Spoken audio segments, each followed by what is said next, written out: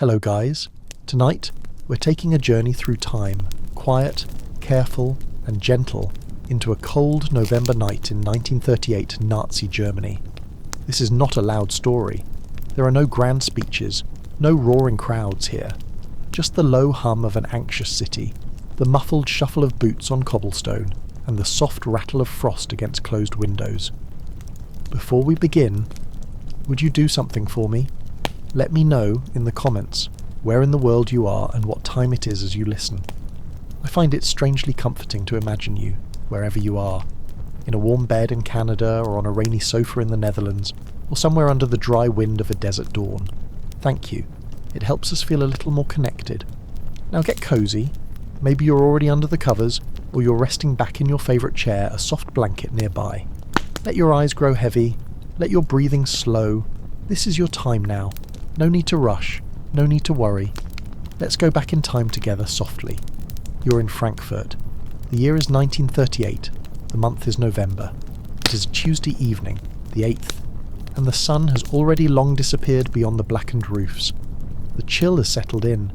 You can feel it in your gloves, the ones you pulled from the drawer that morning and which still carry the faint scent of your soap. The fog rolls low, weaving between the alleyways like something alive. You've just stepped out of the tram.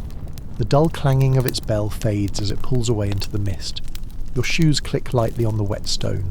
The air smells faintly of coal smoke and something else, an unfamiliar sharpness, metallic, almost like rust. The city is quieter than usual, and the yellow street lamps cast long, trembling shadows.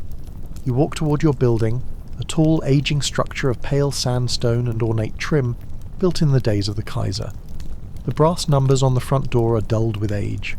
As you step into the corridor, your landlady's cat darts past, silent, watchful. She doesn't speak to you tonight. Few people do anymore. Inside your apartment, the stove is cold. You light it slowly, the match flaring briefly before settling into a soft blue flame. It begins to pop gently as you warm some water. Outside, through the frosted glass, you can hear faint voices, then the clatter of something distant. Glass, maybe, but it's too hard to tell. You think little of it. Frankfurt has been uneasy for months. Whispers. Flyers slipped under doors, boys in brown uniforms, posters that seem to change every week. But tonight, it is still quiet enough to sleep. For now. You sit beside your small radio. Its wooden frame is smooth beneath your fingers. You turn the dial carefully. Music plays. Low, scratchy jazz. The American kind. That station won't be around much longer, you think, though you don't know exactly why. The song crackles and fades into a stuttering news bulletin. A voice, formal and measured, says something about a shooting in Paris. A German diplomat has been attacked by a young Polish Jew. His name, Grinspan, is unfamiliar to you. You frown, barely listening. None of this has anything to do with you. You close the curtains and pour a cup of tea, the warmth blooming in your hands. You sit at the small kitchen table with your journal. You write the date, November 8th, 1938, in your careful hand, and make a few small notes about your errands. Nothing out of the ordinary, nothing to worry about. Your eyelids begin to droop. The last of the coals glow faintly in the stove. You get up and move to your small bed, the mattress dipping gently beneath your weight. You pull the covers over your chest, listening to the wind outside. It has picked up now, brushing against the windows in soft moans. You close your eyes. You do not know that you are less than 24 hours away from the breaking of glass, from the flames that will lick the synagogue on Börnerplatz, from the boots that will march down your street in the blackest hours before dawn. You do not know that your neighbour, the tailor 2 doors down, is already preparing to leave the city for good. You do not know that the Reich is watching. All you know tonight is this, that the fog is thick, that the city is quiet, that the glass has not yet broken, and that sleep, at least for now, still comes easy. You wake before dawn, not by choice, but because the silence has shifted. The city of Frankfurt, which usually breathes in its own rhythm, feels as though it is holding that breath now, waiting, listening. The light filtering in through your curtains is the colour of smoke, dim and grey, the kind of light that gives no sense of the hour, only that the sun is hesitant this morning. You lie still for a moment, blinking. Then you hear it. Not loud, not close, but definite. Footsteps in unison. A dozen maybe. Maybe more. The clack of heels on stone, military precise. The sound of boots, black leather, polished. You've heard that sound before. Parades, inspections, speeches in the square. But not at this hour, and never down your street. You sit up slowly, blanket falling to your lap. The stove is out. The cold presses in like a second skin. You shuffle toward the window, careful not to rattle the sill. Outside, the fog is still thick, curling along the edges of the buildings. But the figures are there, blurred shadows in motion. You count them without meaning to. 10. No, 12. Men in uniform, SA and SS, by the cut of the coat and the posture. One of them stops, knocks, loud. 3 times. A door you recognise. Herr Liebenthal's shop. You squint. The windows of the tailor's storefront catch the faintest glint of amber from a torch, unlit but carried nonetheless. There are words exchanged, though you cannot hear them. A delay, a hesitation. Then the door is opened, and the men step inside, and just like that the fog folds around them again, swallowing the scene. You stand there, unmoving, for what feels like minutes. Far away, though not so far in truth, the orders are still being distributed. Berlin has not slept. Not since the news from Paris. Not since Ernst von Rath, the Nazi diplomat, was shot. The papers haven't hit the streets yet, but the headlines have already been written by typewriters in trembling hands. Jew attacks German official. Assassination in Paris. An international Jewish conspiracy. Josef Goebbels paces inside the Hotel Kaiserhof, a cigarette always lit but never finished. He writes and rewrites the same speech, teeth clenched. The propaganda minister is thrilled, not saddened by the diplomat's death. No, he sees something else here. A door opened. A reason. Across the city, phone lines crackle as orders are issued in the early hours. Calm, clinical. Actions against Jews. A wave of spontaneous outrage is to be permitted, encouraged. Synagogues, burned, homes, entered, shops, smashed. But no looting, the Gestapo insists. This isn't about theft, it's about message. By 1:20 a.m, Reinhard Heydrich himself has signed the instructions. The telexes are typed up, urgent and efficient like factory parts on paper. The orders begin moving across the Reich, station by station, post by post. And so, even as you stand in your small kitchen in Frankfurt, barefoot, still half asleep, fingers wrapped around a teacup gone cold, the machinery is already in motion. Outside your building, more boots gather, more knocks come. Down the street, another shop. A Jewish baker this time. Herr Danziger, you think. You can smell smoke now. Not fire, not yet. But that dry electric scent that comes just before something burns. You feel a weight pressing against your chest, and still, no one speaks. Back in your apartment, the radio murmurs faint static. You switch it on, unsure why. A voice comes through, distant, clipped, official. It speaks of mourning, of national grief. It speaks of vengeance. It uses words like response, and outrage, and retribution. You know what they mean. You don't need them explained. You think again of the news from Paris. The boy, Grinspan, 17 years old, angry, alone. His family deported, his letters unanswered. You do not know him, but you feel, somehow, as though you do. The day has barely begun, but it has already changed. All over Germany, in Munich, in Leipzig, in Cologne and Dusseldorf and Vienna, the same ritual is unfolding. Uniforms gathering, torches passed hand to hand, glass cutters, axes, batons, not rushed, but orderly, every step measured, and everywhere, the watchers, neighbours like you, peering from behind curtains, paralysed, unspeaking. You sit down at your table again. You try to write. The pen trembles in your fingers. November the 9th, 1938. You underline the date, then stop. No more words come.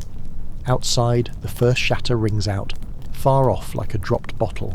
But soon another follows, then another, a ripple, then a wave, the sound of a city beginning to fracture. And still, you sit in the quiet. The warmth of yesterday feels impossibly far. You do not yet know what tonight will be called, that the world will later name it Kristallnacht, the night of broken glass. that historians will count the dead, the damaged, the disappeared. All you know, right now, is that the city is waking, and that something inside it, something old, something dangerous, has been released.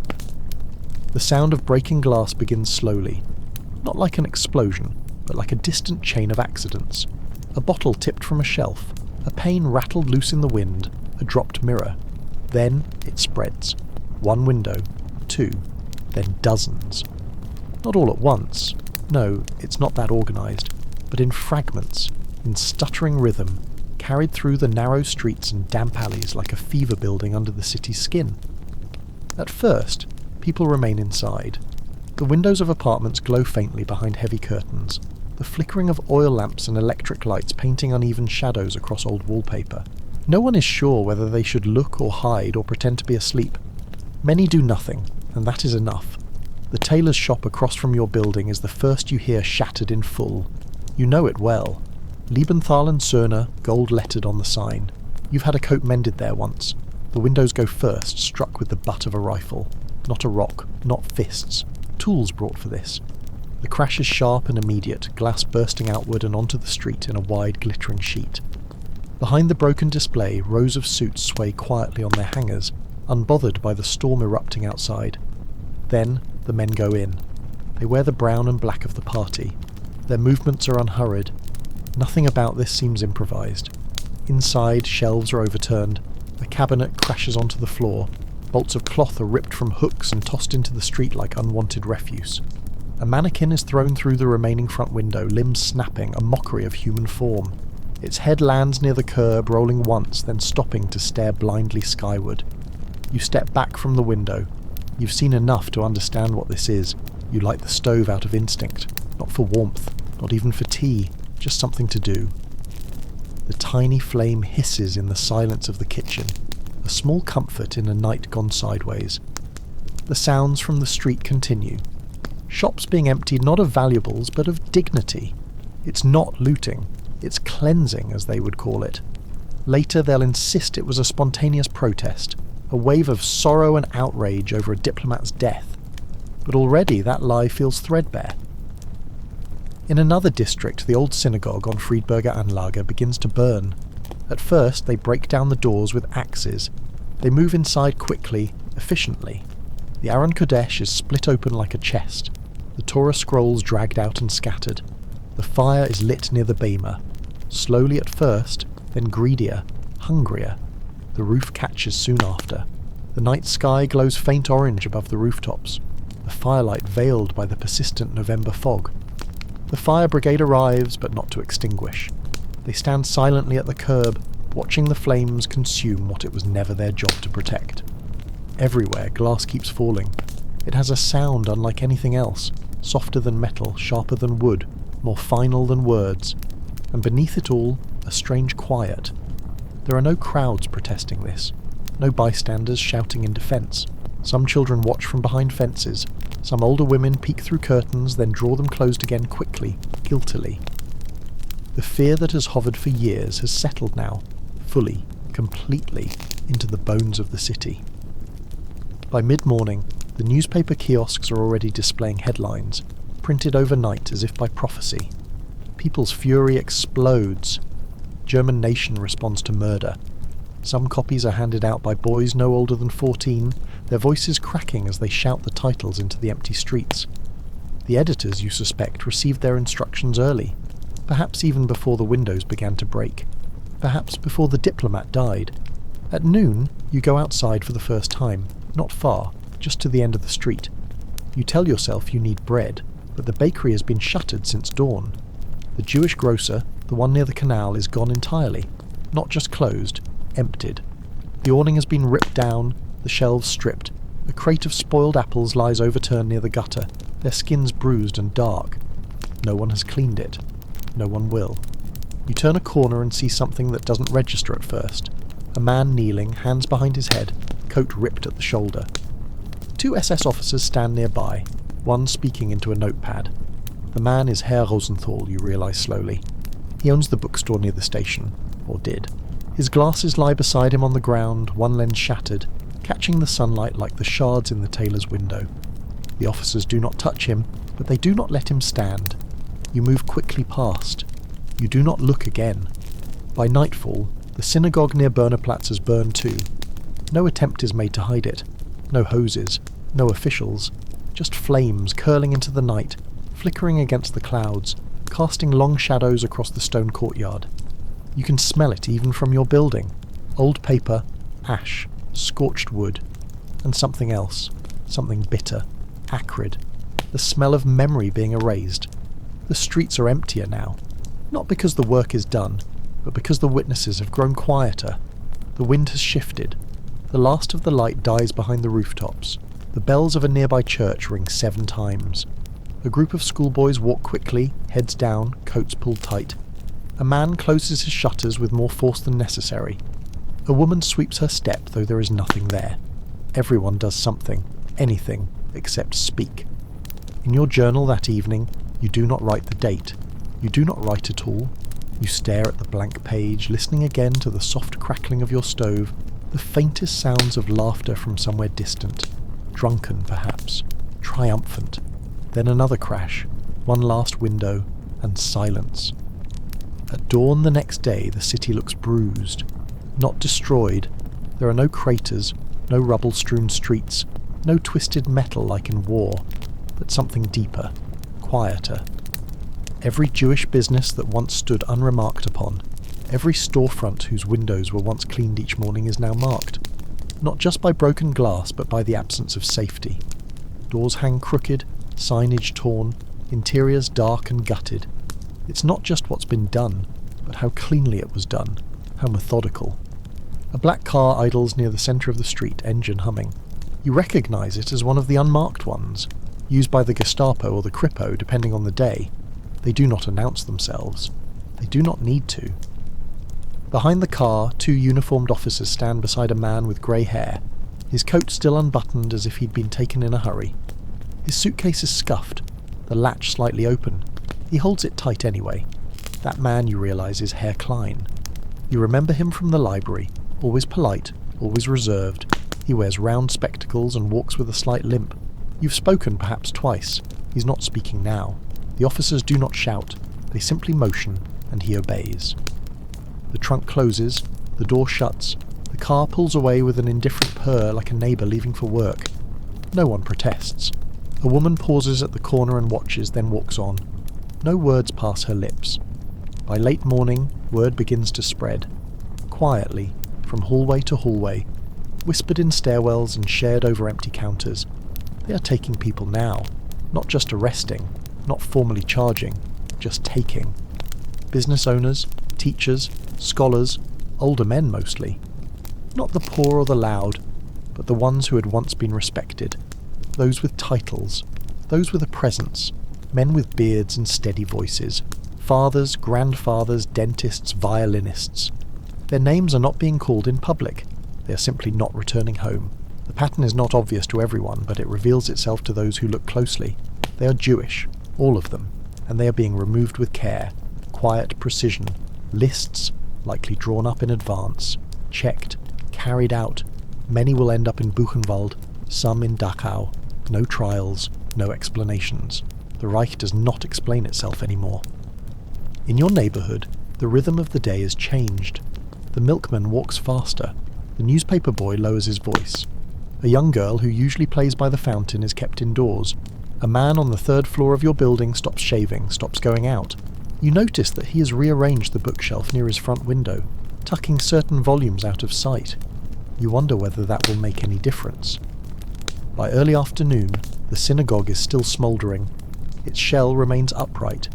Part of the roof collapsed inward, the rest scorched black. The Star of David above the doorway has cracked in half. Smoke drifts slowly upward, caught in the cold. No attempt is made to extinguish the remaining flames. A man stands across the street staring at it for a long time. You can't tell whether he is grieving or simply trying to understand what has happened. You hear of a boy arrested for trying to protect his father's store. 15, maybe 16. He threw a rock at one of the paramilitaries. He wasn't shot. That would have made too much noise. He was struck with the butt of a rifle, then pulled into a truck. No one knows where they took him. No one dares ask. Someone pins a small sign on the burnt wood outside one of the destroyed shops. This was once a place of honest work. By the end of the day, it has been removed. The afternoon passes slowly. You spend part of it sweeping the hallway of your building, though it doesn't need sweeping. The repetition gives your hand something to do. Your neighbour from upstairs passes by but says nothing. Her expression is blank, eyes focused somewhere far away. She nods as she passes, and that is the only exchange you have. When you return to your apartment, you notice that your radio has been left on. A voice is speaking, measured, slow, triumphant. It talks of retaliation, of national honour. It says the people have risen, that the streets have spoken, that this was not orchestrated, that this was natural, necessary. You listen for a few minutes before turning it off. The silence that follows is heavier than the words. That evening, 2 more cars appear. One parks outside the building next to yours. From it, 2 men in long coats exit and enter the stairwell without hesitation. You do not open your door, you simply listen. You hear them knock. Then a pause. Then voices. Then the sound of footsteps descending, one slower than the others. No shouting, just the flat cadence of orders being obeyed. From the window, you catch a glimpse of the man they lead outside. It is the violinist, Herr Mandel. He has lived there since before the war. You've heard him play through open windows in the summer, Schubert mostly, and sometimes old folk songs. He carries nothing, only his hat held tightly in one hand. He does not look back. The car drives away. A curtain moves across the street. The wind picks up. No one says his name again. The next morning, the streets are different again. Not in what is visible, though glass still lies scattered like frost over cobblestones, but in how people move through them. Yesterday there was still the illusion of confusion. Faces wore uncertainty. Eyes darted toward burning rooftops as if this was still something extraordinary, something temporary. But today, the rhythms have adjusted. The bus arrives on time. Office clerks walk with their satchels tucked under one arm. A man stops at a kiosk, buys a paper, nods at the vendor and continues. The damage is now scenery. A burned-out synagogue is no longer a crisis. It is background. The newspapers this morning are precise. They use terms like anti-Jewish demonstrations and popular reaction. None mention the orders sent from Berlin, or the phone calls placed in the early hours by SS leaders. None mention the circular signed by Heydrich. What they do mention are figures. Dozens of synagogues damaged, scores of businesses affected. They speak of regrettable but inevitable consequences. They frame it as something unleashed, as if a storm had passed through, and the government, innocent and passive, now must tidy up what nature caused. At the district government office near Opernplatz, civil servants arrive early. These are not the men in uniforms. These are the ones in coats and ties, the ones with pens behind their ears and neatly arranged desks. They greet one another politely, some discussing the smoke visible on the skyline, others checking lists. Many already know what today's agenda holds. Not damage control, not recovery. No, something else entirely. Restitution. By noon, a decree is issued. Quietly, elegantly typed and distributed through the proper bureaucratic channels. All damage inflicted during the unrest shall be paid for by the Jewish community. The cost of the broken windows, the lost merchandise, the reconstruction of the buildings, all of it, and more, a fine, 1 billion Reichsmarks, collective punishment, made legal in black ink. They call it the Judenvermögensabgabe, a tax on Jewish wealth. Not explained, not debated, it simply becomes policy. The language is cold and official. There are no adjectives, no metaphors, only numbers and terms. Officials discuss it over coffee, in heated rooms thick with tobacco smoke. They calculate property values, estimate insurance denials, cross-reference names with ledgers. Some of them frown, some express concern, none object. They are part of the machine now. At the Reich Insurance Office, a separate discussion is underway. Jewish shopkeepers have submitted claims, as they are entitled to do. Their windows, their merchandise, their homes, destroyed. But the new order is clear. Insurance payouts must be blocked. The damage, they argue, was the fault of the Jews themselves. To pay them would be to reward subversion. The logic is hollow, but it is used anyway. In Frankfurt, notices begin arriving, folded neatly, sealed with stamps, delivered with efficiency. They state that insurance claims are denied. They state that businesses will be required to cover repair costs privately, and that certain licenses may be subject to review. For many, it's the first official communication they receive after Kristallnacht. Not an apology, not even an accusation, just a statement of financial responsibility. Back on your street, the signs are more subtle. A delivery truck drives slowly past the synagogue ruins. The driver does not look.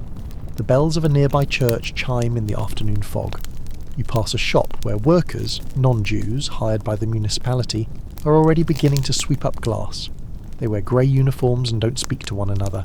Above them, the shop sign is still legible. Gold-leafed Hebrew letters, chipped but clear. Later, 2 men arrive at the site. Not police, not SA. Just bureaucrats with briefcases. They take notes, measure things. They photograph the damage. Not out of sympathy, but for assessment. Value, liability, ownership. One of them steps on a Torah fragment by mistake, wipes his shoe on the curb and continues. Behind the shattered shop fronts and the blackened walls, families are trying to understand what remains. The Whites family, owners of the jewellery store near the Hauptwache, spend the day picking through broken display cases. Their son gathers small boxes from the floor, placing each gently into a bag. The daughter, 13, sits on the steps outside, staring at her reflection in a piece of broken mirror. A neighbour brings them a loaf of bread without speaking and leaves it by the door. Other families have left already, those who could. You notice curtains drawn in windows that were once open every morning, mail piling up, names removed from doorbells, a kind of quiet evacuation, not announced, not confirmed, just absence. That evening, a meeting is held at the local party office. Invitations sent to non-Jewish business owners. They are told that certain properties may be made available soon, leases transferred, licenses reassigned. If they wish to expand, if they wish to Aryanize, now is the moment. The word is not used in the papers, but it is spoken aloud in that room with approval. Some hesitate, others don't. You learn later that Herr Busch, who owns the textile store 2 blocks away, has acquired the inventory from the burned-out Rosenbaum shop, officially transferred, signed and sealed. He says little about it, but his window displays are fuller now. At home, your hallway feels longer. The familiar sounds, neighbours talking, doors creaking open, radios humming, have faded.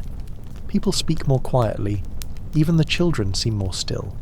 You hear a baby crying somewhere down the stairs, and a dog barking in the distance, and nothing else. The flames have mostly burned out. The glass has been swept mostly. The fires have receded, but not the heat.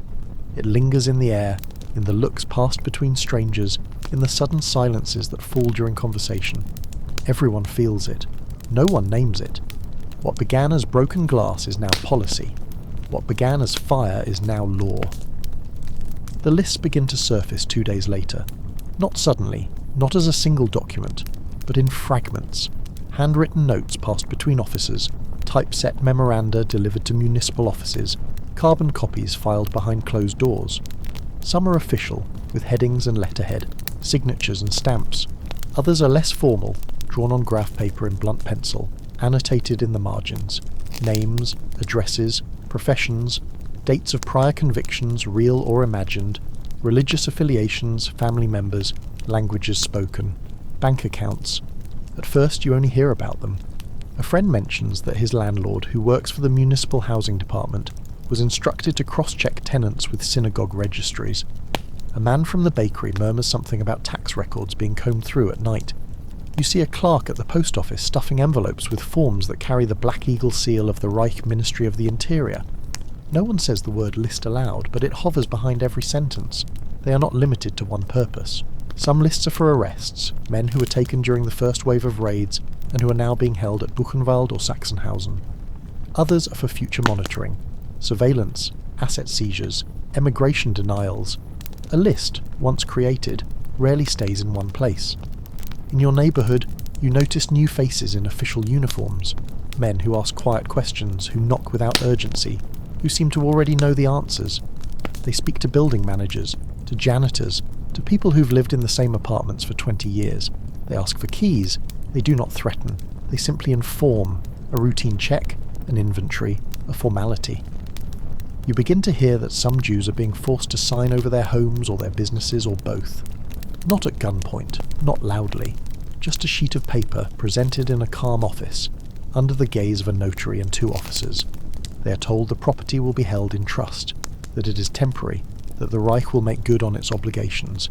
It is always easier when the paperwork is neat. You pass by the registry office one afternoon. There is a small line. Men and women holding folders, identification cards, property titles. One man stands holding nothing at all, only his hat clutched in both hands. The clerk at the window looks bored. Behind the glass, a sign has been posted. All Jews must register possessions exceeding 5,000 Reichsmarks. That number is meaningless to most. But for those who have worked all their lives to build a business, or save for an apartment, or inherit a grandfather's watch collection, it is now a threshold for confiscation. Not theft, not exactly. Confiscation implies process, forms, approvals, authorization. One morning, a man from your building does not come downstairs as usual. He's not old, perhaps in his 50s, but has always moved slowly, with the careful posture of someone who once had more money than he does now. He was a teacher, you think, taught Latin at the gymnasium before being dismissed last year. You don't know his name, but that morning you find a sheet of paper wedged into the doorframe of his flat. You hesitate before unfolding it. You shouldn't, but you do. It is a list, typed, names in alphabetical order. Each line is numbered. The address matches the apartment beside yours. The paper is thin. The ink has smudged slightly from dampness. You read just enough to understand. That evening, a truck stops briefly in front of your building. Not military, civilian, but driven by men in uniform. 2 of them go inside. Less than 5 minutes later, they emerge with 3 suitcases and the teacher. He is dressed carefully, as if for travel. Coat, scarf, hat, gloves. He carries himself with quiet dignity. He does not protest. He does not look around. The truck door closes, the engine sputters, then roars. No one comes to the window. Later that night, the light in his flat is still on. No one turns it off. The lists keep expanding. Some are now used to ban people from entering certain businesses. Others bar children from attending schools. Still more are quietly circulated among banks, freezing accounts. One morning you notice a new regulation posted near the tram stop. Jews are prohibited from owning radios. It is not explained. It is simply enforced. A neighbour's son later tells you that the authorities visited their home and removed the family's receiver. They did not knock first. You start to understand that the lists are not only about who will be punished, they are also about who will be excluded, who will be left behind, who will be forgotten. At the City Archive, a new department is formed, staffed by researchers, by clerks, by men with quiet eyes and good handwriting. Their job is to assist in the identification of Jewish ancestry, not just current citizens, not just practicing Jews, but bloodlines, grandparents, surnames, cemeteries. The word Mischling begins appearing more frequently. Mixed race, half Jewish, quarter Jewish. Terms you had only ever read in dry theoretical pamphlets now find their way into ledgers and identity cards. You overhear a woman on the tram whispering that her husband has gone to Munich to have the family's genealogy corrected. No one responds. The precision of it all becomes a kind of fog, not loud, not violent like the smashing of glass, but thicker, more suffocating. It is harder to grasp, harder to speak about, and because it is harder to name, it becomes easier to ignore. At night, you sit at your kitchen table. The light bulb hums softly overhead. You open your journal and stare at the blank page again. You want to write, to document what is happening, but the words feel brittle, too small. Instead, you fold a piece of paper in half. You write 5 names, people you know, people who are gone now. You do not call it a list, but it is one. You begin to notice how quiet it has become. Not everywhere, not always, but in certain places, in certain ways. Conversations that once filled stairwells and storefronts are shorter now. People no longer stop to chat. They greet each other with a nod and then keep walking. Even the laughter of school children, once unself-conscious and bright, seems restrained, like it has been pulled back behind some invisible curtain. Your tram still runs. The driver, a thick-shouldered man who once made jokes with the passengers, no longer does. He keeps his eyes forward. He doesn't help the old passengers up the step anymore. The man with the tobacco shop near the park closes an hour earlier than usual. You ask him lightly, why, and he just shrugs. His eyes drift toward the edge of the street as if someone is listening, even if no one is there. There is a new kind of silence spreading. It's not the silence of calm or rest. It's the silence of something being buried, alive. Not hidden, exactly, but deliberately unspoken. The synagogue ruins are still visible, still blackened against the skyline. No one talks about them. A woman sweeps her steps across the street from the rubble. She doesn't look at it. Not once. A boy walks past the wreckage every day on his way to school and never turns his head. It's as if it isn't there at all. You start to realise that people are trying not to remember in real time. That the fire, the broken glass, the arrests, none of it fits the rhythm they want to return to, so they work around it. Like furniture in a too small room. They step over the missing people's names. They nod and talk about weather. They comment on the early winter frost. They fold the moment away. At your workplace, the silence is different. Your colleagues don't ignore what's happened. They reshape it. Herr Wiegand, who manages the front desk, begins to make casual remarks about how things had gotten out of hand. Not as judgment, but as observation. As though the violence had simply grown from the ground, not been planned. Someone else, a typist, says quietly that the Jews should have left long ago. You don't reply. You don't know what reply would even make sense. You see that people have started measuring each other by what they say, or don't. They're watching. Not for dissent, but for tone, for sympathy. For that moment when a voice lowers and someone says, "It's terrible what they're doing." That's the moment that changes everything. That's the moment someone becomes suspicious. That's the moment you could be overheard. So instead, people say nothing. The others, the ones not being arrested, not being fined, not being listed, go on with their lives, but with smaller movements, more careful, more narrow. A man who once printed Yiddish wedding invitations now prints only funeral notices. A woman who used to sell linens from a stall on the eastern edge of the market now sells cheap uniforms, dyed brown. A girl who used to take piano lessons from Frau Rosenthal stops practicing altogether. Her family says the teacher moved away, but no one asks where. You pass a church where a pastor is preaching.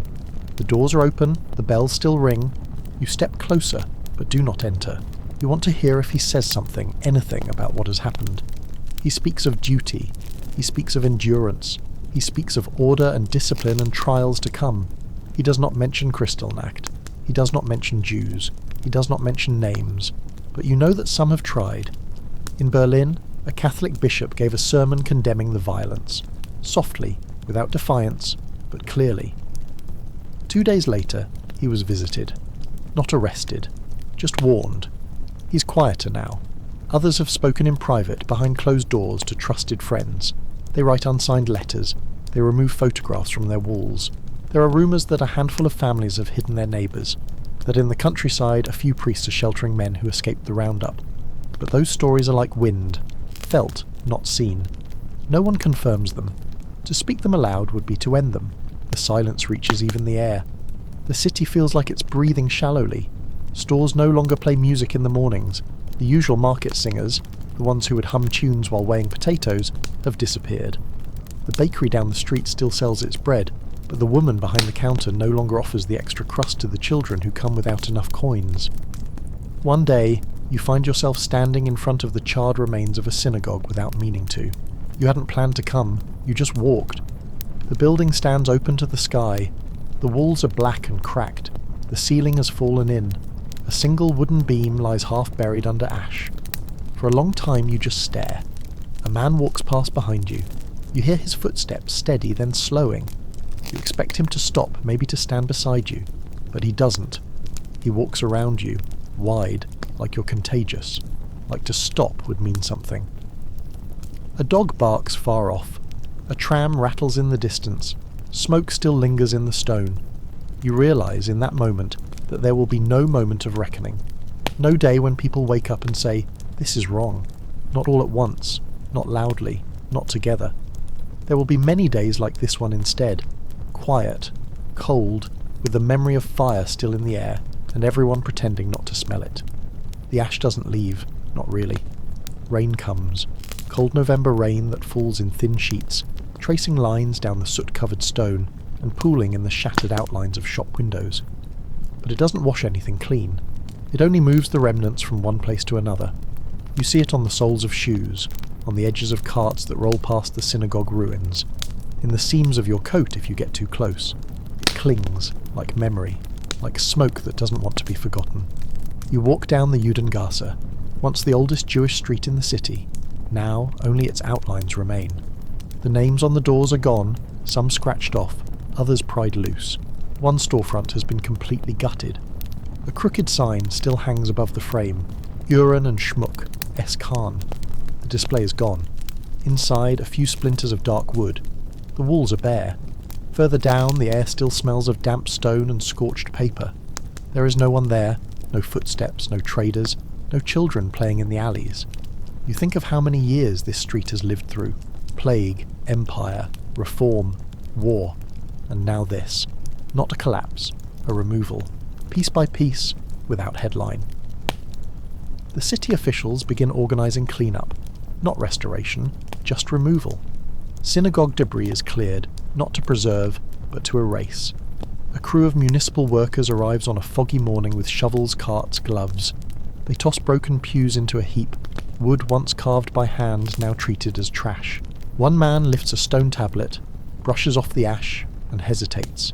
It's inscribed. Hebrew letters, old and softened by time. He turns it toward another man. They exchange a look, then lower it into the rubble pile with everything else. No one takes photographs. No plaques are installed. The Reich authorities instruct city councils to ensure no monuments are left standing. Synagogue sites are to be used for civic improvement. Parks, car parks, new office buildings. A few structures are left intact if they risk damaging nearby German buildings. Otherwise, history is to be levelled. At your office, people begin speaking about it in past tense, as if it has concluded, as if it were a short chapter, already closed. One colleague says she walked past a Jewish bookshop that had been looted. Such a shame, she murmurs, then adds, though of course, they were probably using it to print seditious materials. The man at the counter agrees too quickly. You feel the conversation drift away from you like a door swinging shut. You notice, more than before, how people edit themselves mid-sentence. How a question about a missing colleague turns into a remark about relocation. How a reference to a burned synagogue becomes a generic complaint about fire safety. A young man jokes about a Jewish neighbour having gone on holiday to Dachau, and the room does not laugh, but no one tells him to stop. In the days that follow, the Reich authorities release figures, summary statistics sent to Berlin by provincial officials. They report with bureaucratic clarity: 267 synagogues destroyed, 7,500 Jewish businesses damaged, 91 confirmed deaths, over 30,000 Jewish men arrested and sent to concentration camps. The numbers are precise, but the language is cold. No names are given, no individual stories, just totals. The Reich's newspapers echo the narrative. They report that Jewish provocations have been met with righteous anger. They insist the unrest has now been contained. Photographs show only the clean-up, never the fire. Statements are issued calling for order and restraint, as if the violence had erupted unpredictably without direction. But you know better. You saw how quickly the arrests were coordinated, how the fires began not at random but at once, how the insurance claims were denied in advance, how the lists existed before the glass fell. At night, you sit by your window. You look down at the street. For the first time in years, there are no children running between the buildings. The Jewish families are gone, not all dead, not all taken, but gone, into hiding, into silence, into memory. You remember the sound of broken glass, how it carried through the air like brittle rain. But what lingers more than sound is what came after. The smell of smoke in cold wind. The faces not seen again. The silence of a city adjusting its shape to fit a new absence. The ashes settled, but nothing is clean. The mailbox becomes the last connection. Days pass after the broken glass, after the fires, after the arrests. There are no longer knocks at the door in the middle of the night, no more black cars idling at the corner, not in your street at least. But the mailbox still speaks, softly, in its own quiet language. The postman continues his route each morning, just as he always has. Same uniform, same creaking leather satchel. His steps echo across the courtyard tiles like always. but his routine has changed. He lingers longer at some doors now. Others, he passes without stopping. You notice this pattern one morning through your kitchen window. Herr and Frau Rice on the third floor no longer receive letters. The brass nameplate beside their door has been removed. The blank space where it once sat seems louder than any message inside the box. Your own mailbox stays silent for days. No letters, no circulars, no newspapers. You don't know if that means your name has slipped off someone's list or if someone somewhere is waiting to remember you again. But then a letter arrives, hand-addressed, no stamp, just folded paper, tucked in gently, as if not meant for official hands. You open it at the table slowly. It's unsigned, written in a careful, unfamiliar hand. Just a few sentences. Gone. Arrested near the train station. Maybe Dachau. We have no more news. The synagogue burned. The books were taken. You must decide soon. Love. You read it 3 times. Then you fold it up again and place it beneath the tin where you keep old coins and a passport that hasn't been used since 1932. That afternoon you walk through the neighbourhood again.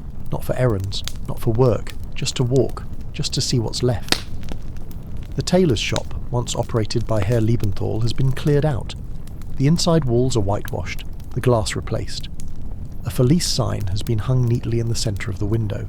It is as if it was never burned, as if the mannequins were never thrown, as if nothing happened at all. Further down, a narrow stairwell leads to what was once a printing press. The sign is still there, though the door is bolted. You remember the smell of ink that used to drift up from the cellar, sweet, sharp, permanent. Now there is only mildew and dust. A cat slips past your feet, silent. Mailboxes in that building are untouched, piled with letters no one will read. You glance at the names: Goldstein, Levi, Sachs. Names that will soon vanish from directories, from city records, from the lips of those who once said them without fear. One box is stuffed full, papers pressed flat behind the slot. Flyers, notices, a folded invoice. A child's envelope marked in pencil with a drawing. You hesitate, then reach in and take one. A printed notice from the tax authority. Unpaid levies must be reconciled before December 31st. Assets will be subject to seizure. It's dated 3 days after Kristallnacht. The bureaucrats do not stop writing, even after the doors have been broken. You think again about the letter in your tin, about the words left out of it. You must decide soon. There is no direction in that sentence, no explanation, only a choice implied. The decision, unspoken but heavy, is the one that's spreading in whispers across the city. Stay or leave. But leaving isn't simple anymore. It means paperwork, permits, quotas. It means selling your life for fractions of its value. It means giving up your home, your name, your friends, and escaping into a world that may not want you anyway. Some people are trying. You know a woman, a former nurse, who's been waiting on an American visa since the summer. Her son is in London now, barely 16. She shows his picture to everyone who will look. She says she's proud. She says it like a prayer. Others aren't so lucky. Some have gone underground, hiding with friends, with clergy, with anyone who dares. There are rumours that smugglers are offering safe passage into the Netherlands. But you also hear that one was caught last week and shot in the woods outside Kassel.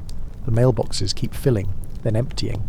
Notices, orders, summons, everything on paper. Paper doesn't burn like glass. It lingers, stacks up, becomes heavy. You return home that night and open your own box again. This time, there's another envelope. Official this time. Cream-coloured, stamped. The return address reads Reich Ministry of the Interior. You open it slowly.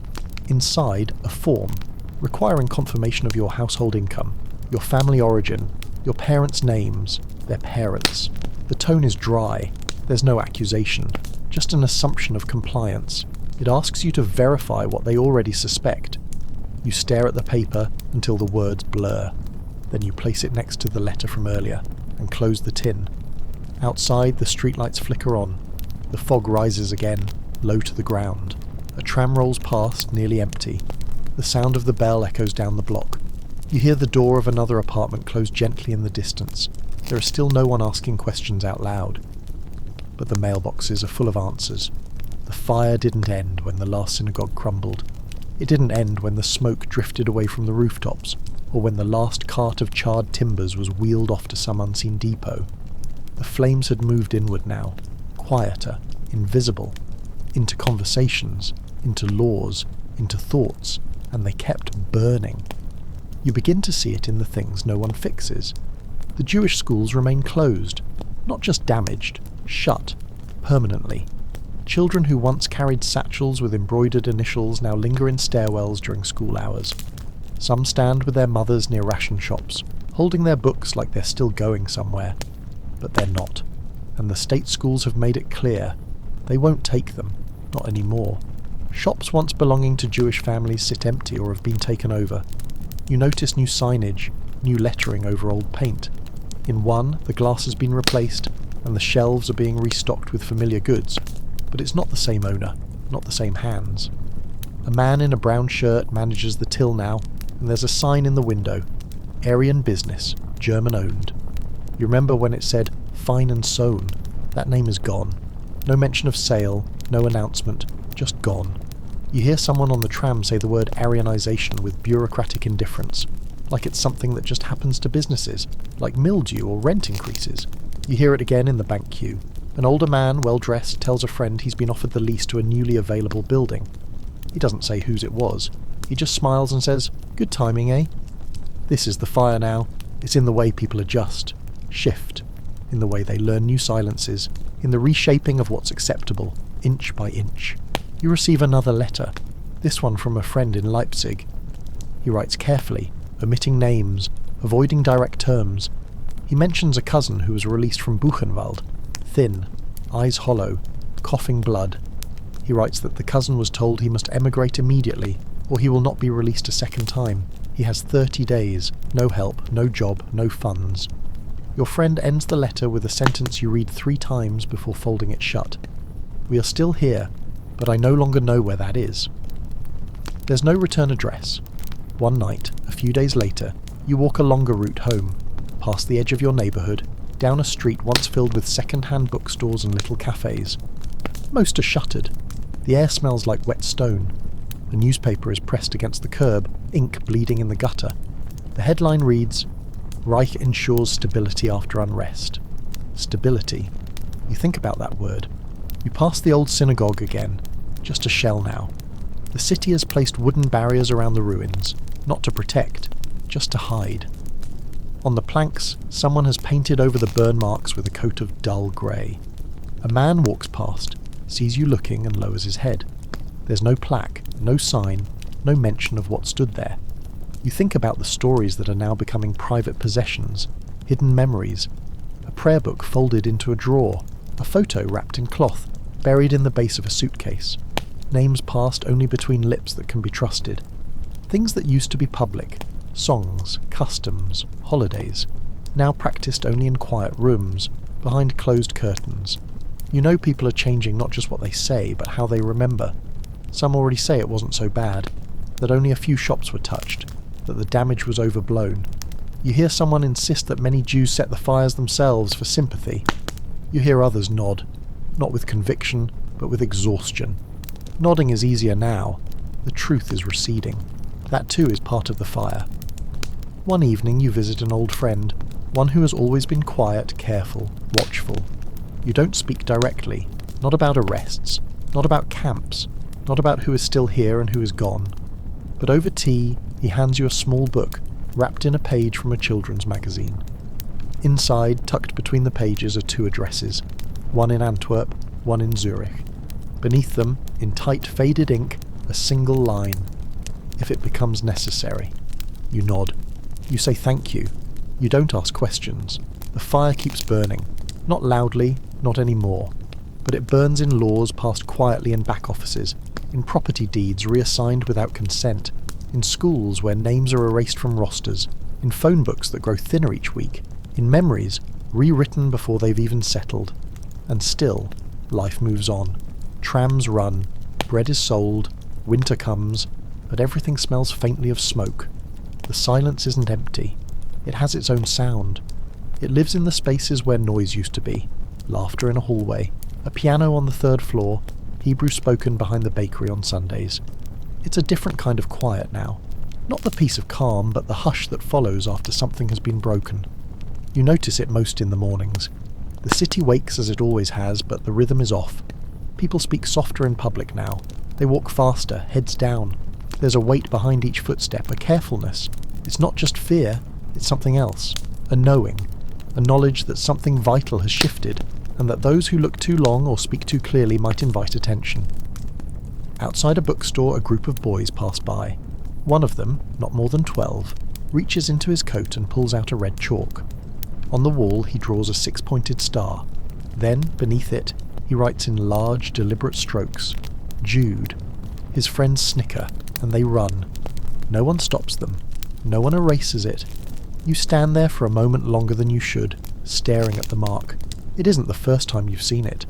It's appearing on more walls, on doors, even on the windows of apartment buildings, sometimes in chalk, sometimes in paint, as if to remind the city who is still here and who is being watched.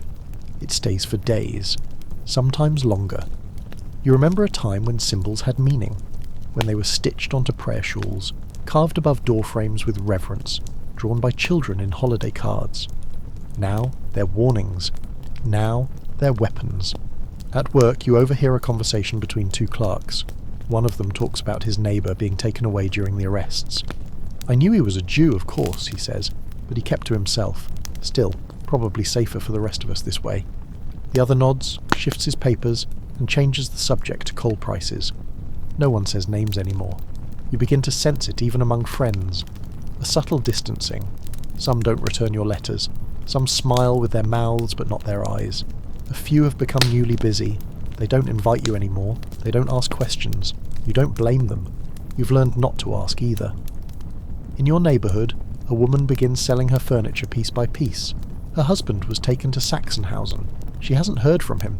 She doesn't cry when she talks about it. She just asks if you know anyone who needs a sideboard or a sewing machine. Something about the way she says it, casual, rehearsed, makes you feel colder than if she'd begged. The silences continue to deepen. One day, you realise something simple but striking. The synagogue bells have stopped.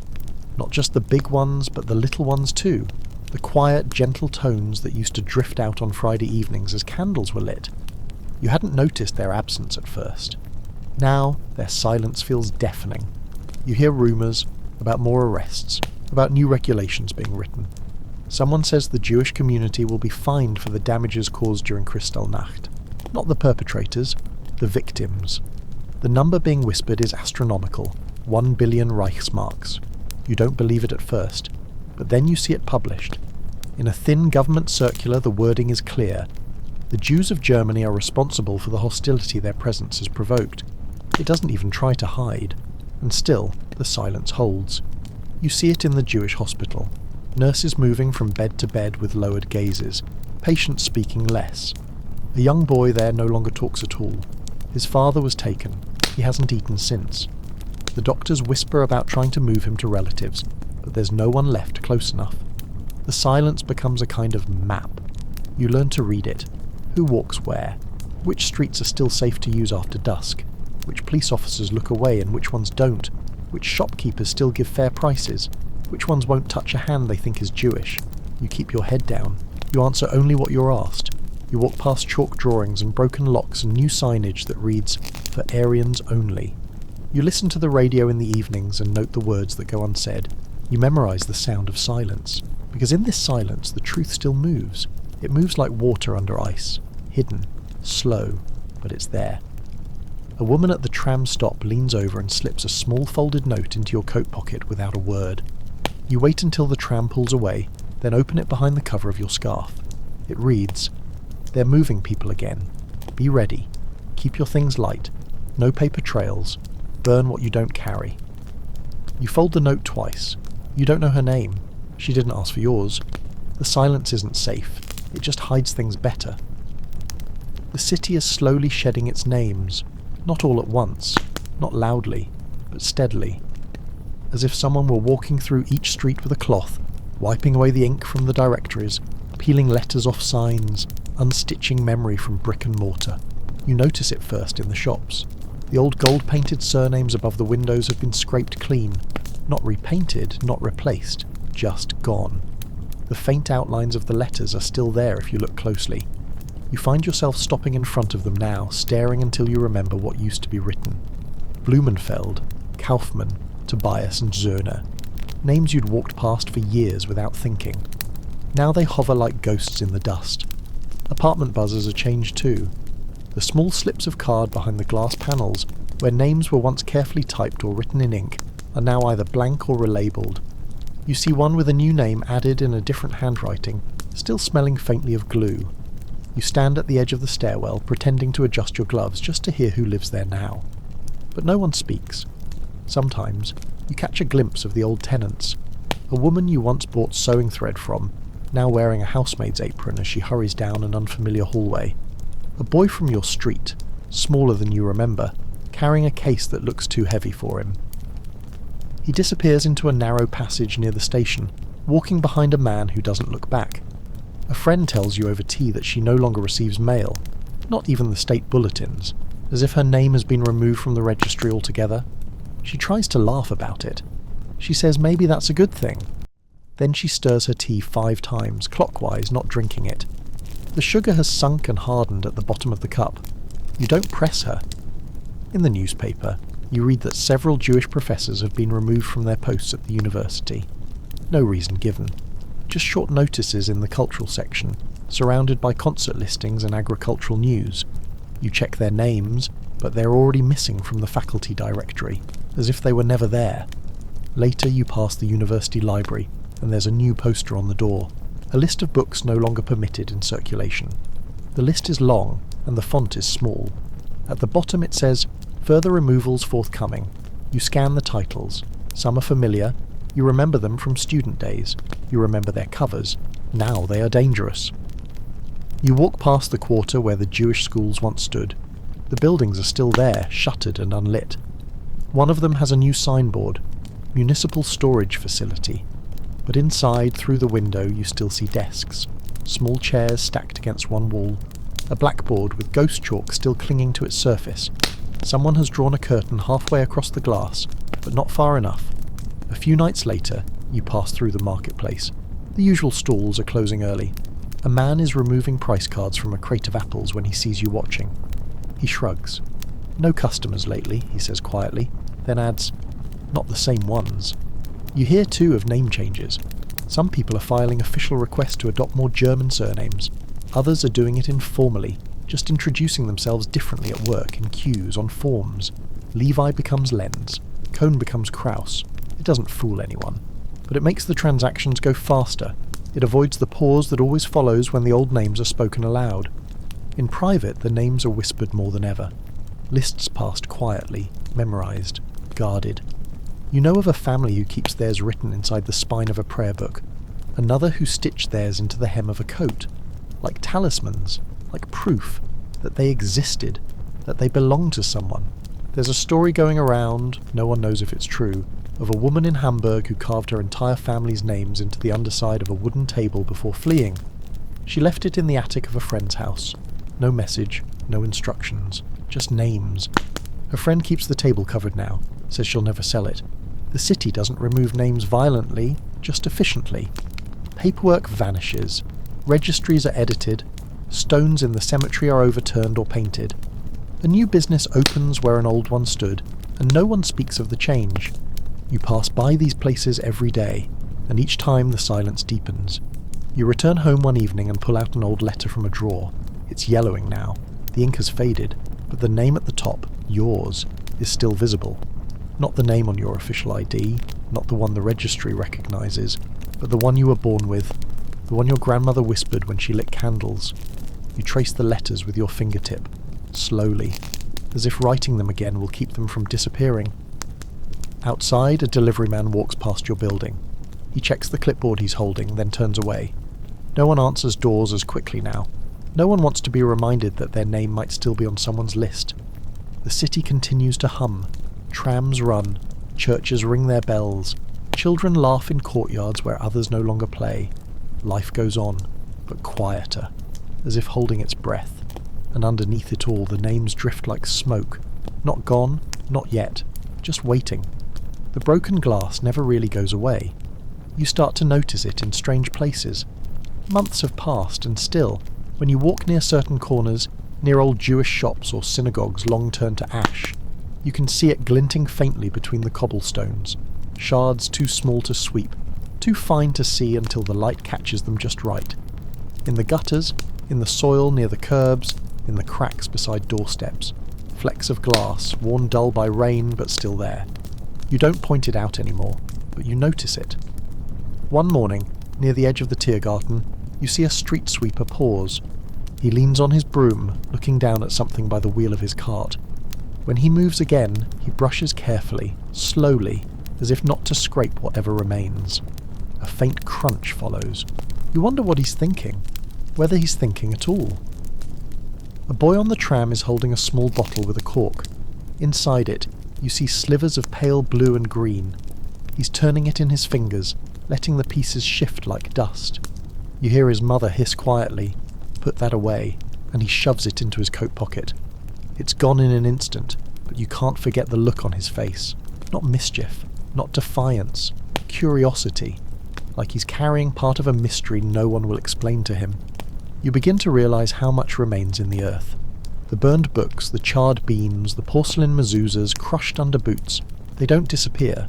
The rain pushes them deeper, the city grows over them, but they stay.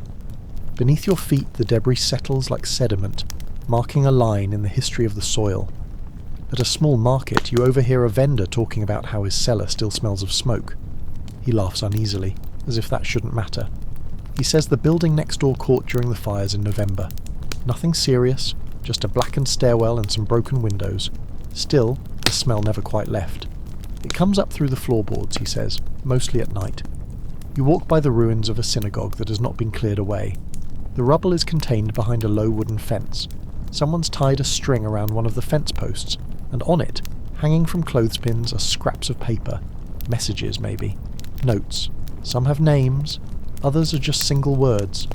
Shalom. Gone. Remember. They sway in the wind, and one falls as you pass. You don't pick it up. You don't need to. You already know what it says. A teacher you once knew, Herr Meyer, is dismissed from the school where he taught for 20 years. He's not Jewish. His brother was. That's enough. His name disappears from the faculty bulletin without explanation. You see him some weeks later, sitting alone in the park with a newspaper folded on his knee. He doesn't speak. He stares at the pond as if waiting for it to answer something. The local authorities have begun issuing new property maps. You notice that entire blocks have been relabelled. What was once the Jewish district is now called something else. The streets are the same, the buildings are the same, but the names are wiped. The maps pretend, as if memory were a matter of cartography, as if lines and ink can undo what the earth still holds. You receive a quiet invitation from a friend who's leaving. He doesn't say goodbye. He doesn't even call it leaving. He says he's taking a pause from Berlin. He says he'll write. He won't. You know this before he even boards the train. Still, you walk him to the station. He carries only 2 cases, and when the guard asks to see his papers, he offers them with a steadiness you admire. When the train pulls away, you look down and see that your boot is pressing into something sharp. A piece of glass. Brown, curved, likely from a shop window. You brush it away and feel a sting in your glove. It's torn. A thin scratch opens on your palm. It's small, almost invisible, but you bleed. Glass remembers. It waits. Beneath paving stones, behind door frames, inside walls rebuilt too quickly, it remains, long after the fire, long after the smoke has cleared. It catches the light. It cuts when you forget it's there. Someone once said the world cracked open that night. Not loudly, but permanently. A kind of fracture that splits clean through. And though the propaganda claimed order was restored, that spontaneous unrest had passed. You understand now what that night truly was. Not a moment, but a beginning. The glass is still there to prove it. You start to wonder, as you walk home again, what else has sunk into the earth.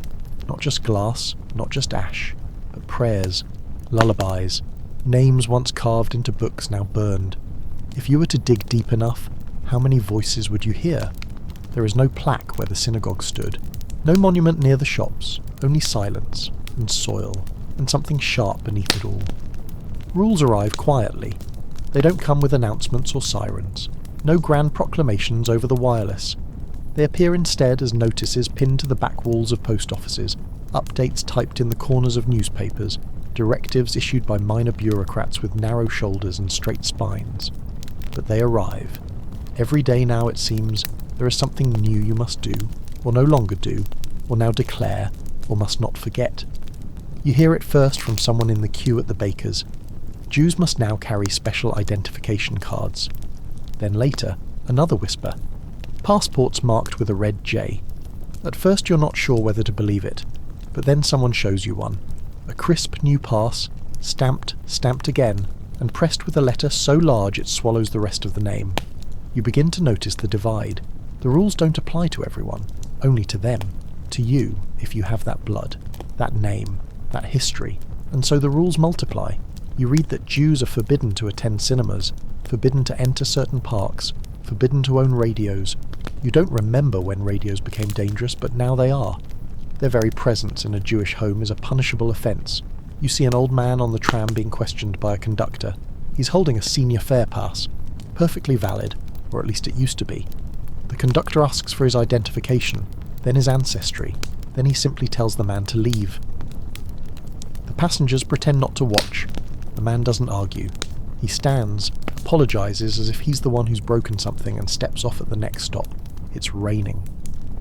Another rule. Jewish children are no longer permitted to attend public schools. You learn this from a woman named Lotta, whose daughter, Miriam, once attended the same grammar school as your cousin. Miriam doesn't understand why she can't return. Her satchel still hangs by the door. She still wakes early, puts on her uniform, ties her shoes. Her mother no longer corrects her. She lets her sit in the hallway, shoes polished, eyes waiting. There is also a curfew now. It changes from city to city, but the pattern is clear. Jews are to be indoors by dusk. You learn to memorize the shadows. You learn to calculate time by the angle of light across rooftops. Once, you're nearly caught too far from home. A friend offers to let you stay. You hesitate, then decline. You've heard what happens when someone is reported for harbouring. There are notices on shop fronts now. Jews not welcome. For Aryans only. Not all of them are official. Some are handwritten, some crudely painted in soap or ash. Some businesses go further, publishing statements in the local papers proclaiming their loyalty, their purity, their compliance. You know these names. You've bought their bread, their boots, their books. You remember their shopkeepers asking about your family, your studies, your health. That was another world. And then the decree you feared. Jews must register all assets. It begins innocuously enough. Forms, signatures, a new line at the town hall. But soon it becomes clear what it means. An inventory of everything. Bank accounts, savings, furniture, jewellery, property. The idea, of course, is to protect the national economy. The subtext is plain. The state will take what it wants, and leave what it doesn't. One man you know, a violinist, attempts to list his instrument as unfit for value. It was his grandfather's. The official circles it in red and underlines the word seize. The man stops playing soon after. You wonder if it's because the bow no longer moves the way it used to, or because the sound no longer belongs to him. You begin to carry your documents everywhere, a small pouch tucked beneath your coat pressed against your chest. Not just identification, but baptismal certificates, if you have them, family records, employment history, letters from supervisors, character references. Some people have folders, others envelopes. No one leaves home without proof. There's a quiet skill now in passing checkpoints. You watch how others do it. Chin not too high, gaze not too low. Walk with purpose, but not urgency. Have your papers ready, but don't offer them unless asked. Speak clearly, but not too much. Never joke, never correct. A friend loses her job at the library. She tells you she saw the new regulations the week before. Jews may no longer be employed by public institutions. She didn't believe it would apply to her. She'd worked there for 14 years, catalogued every volume by hand. When she was dismissed, they let her keep her reading glasses. A kindness. In the synagogue, attendance dwindles, not because people lose faith, but because public gathering is risky. You never know who's watching. Even the scrolls have been moved, hidden. Some say a rabbi buried his beneath the floorboards, wrapped in linen, whispering the names of each Torah portion, as if tucking a child to sleep. And still, new rules come. You hear of one city where Jews are forbidden to keep pets, another where they may no longer own bicycles. It seems absurd at first, petty. But then you see the pattern. To control, to isolate, to reduce life to only what is permitted, and then to remove the permission. And then comes the yellow star. Not yet in Berlin, not yet in law, but elsewhere. Rumours spread of trials, test badges worn in towns far from the capital, experiments in labelling, visibility. You know it is coming. The way thunder always follows lightning. The rules are not about obedience. They are about control, about shrinking space, about cutting out light one rule at a time, like a window being bricked over from the bottom up. And as you stand in line one morning waiting to register a small parcel of silver your grandfather left you, a watch, no longer ticking, you realise something simple but terrifying. The rules are not the beginning. They are the machinery. What began with glass, with fire, with shouting and boots and smoke, is now being written into law. Made normal, made neat. You look around at the others in the line, silent, eyes forward, holding their own envelopes, their own forms. You say nothing. You follow the rules, because for now that is all you can do. The year passes without ever really beginning. It isn't marked by seasons in the usual way. There's no first frost to signal winter, no first bloom to call spring. Instead, time is counted in restrictions, in departures, in silences. You stop asking what day it is. You remember instead by which rule came when, which neighbours disappeared, which posters went up in the street that week. The calendar fades, the waiting begins. You wait for news, of a visa, of a sponsor, of a friend who might write from overseas with some glimmer of a path out. You wait in offices that smell of dust and typewriter ink, rooms where time moves thickly like syrup, where everyone speaks in low voices and nothing is ever promised. You wait for letters that sometimes never come. The streets take on a kind of numbness. Not quiet. There is always the noise of a city, but dulled, muffled. Even the trams seem to roll with less urgency now. You begin to recognise those who are waiting like you. The same faces at the post office each week, the same woman outside the consulate clutching a folder with worn edges. She used to wear gloves. Now she doesn't. She still smooths her skirt when she sits, as if that might make something move faster. At night, you hear the newscasts through open windows. They speak now with complete confidence, as if the world is already made new. Terms like racial purity and national renewal are threaded through every report, as if they were weather conditions. You find yourself memorising the names of cities mentioned, Vienna, Prague, Warsaw, as if they are warnings. Your friend Jacob begins carrying a small notebook everywhere. In it he writes addresses, names, numbers, possible contacts, possible hiding places.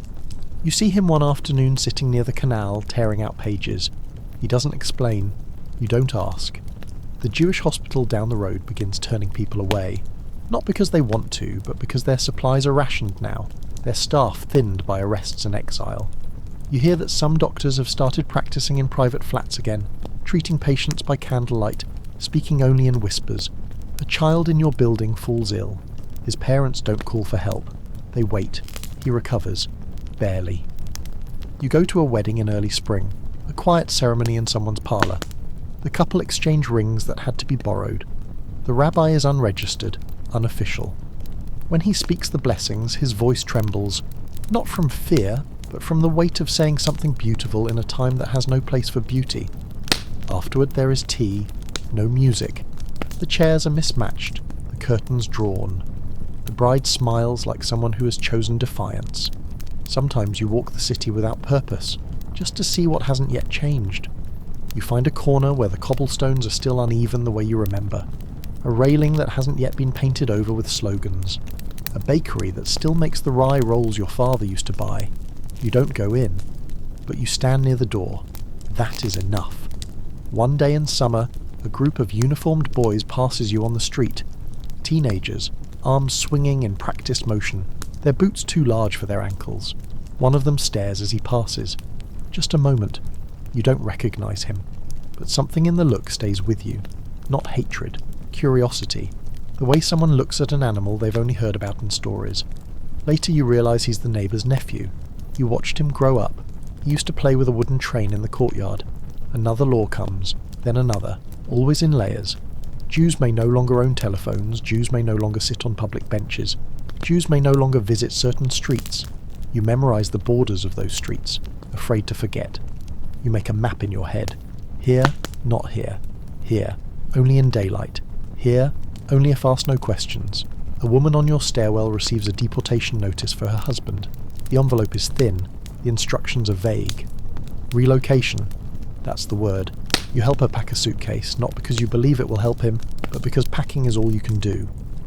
She puts in wool socks, shaving soap, an extra spoon. She writes a note and tucks it into the lining of his coat. She doesn't let you see what it says. There are rumours now. Transports east, trains at night, ghettos, camps. Most people don't speak of them aloud, only in the space between sentences. You begin to understand that silence has its own vocabulary. You still light candles on Friday evenings, quietly, one wick, then the other. No singing, no prayer above a whisper. You think of your grandmother's table, long gone. The way she used to cover her eyes, the way her lips moved, never rushed. You do the same, not from habit, but from memory. Your world is shrinking, but inside it, you keep planting small flags, moments, gestures, fragments of routine that make it still yours.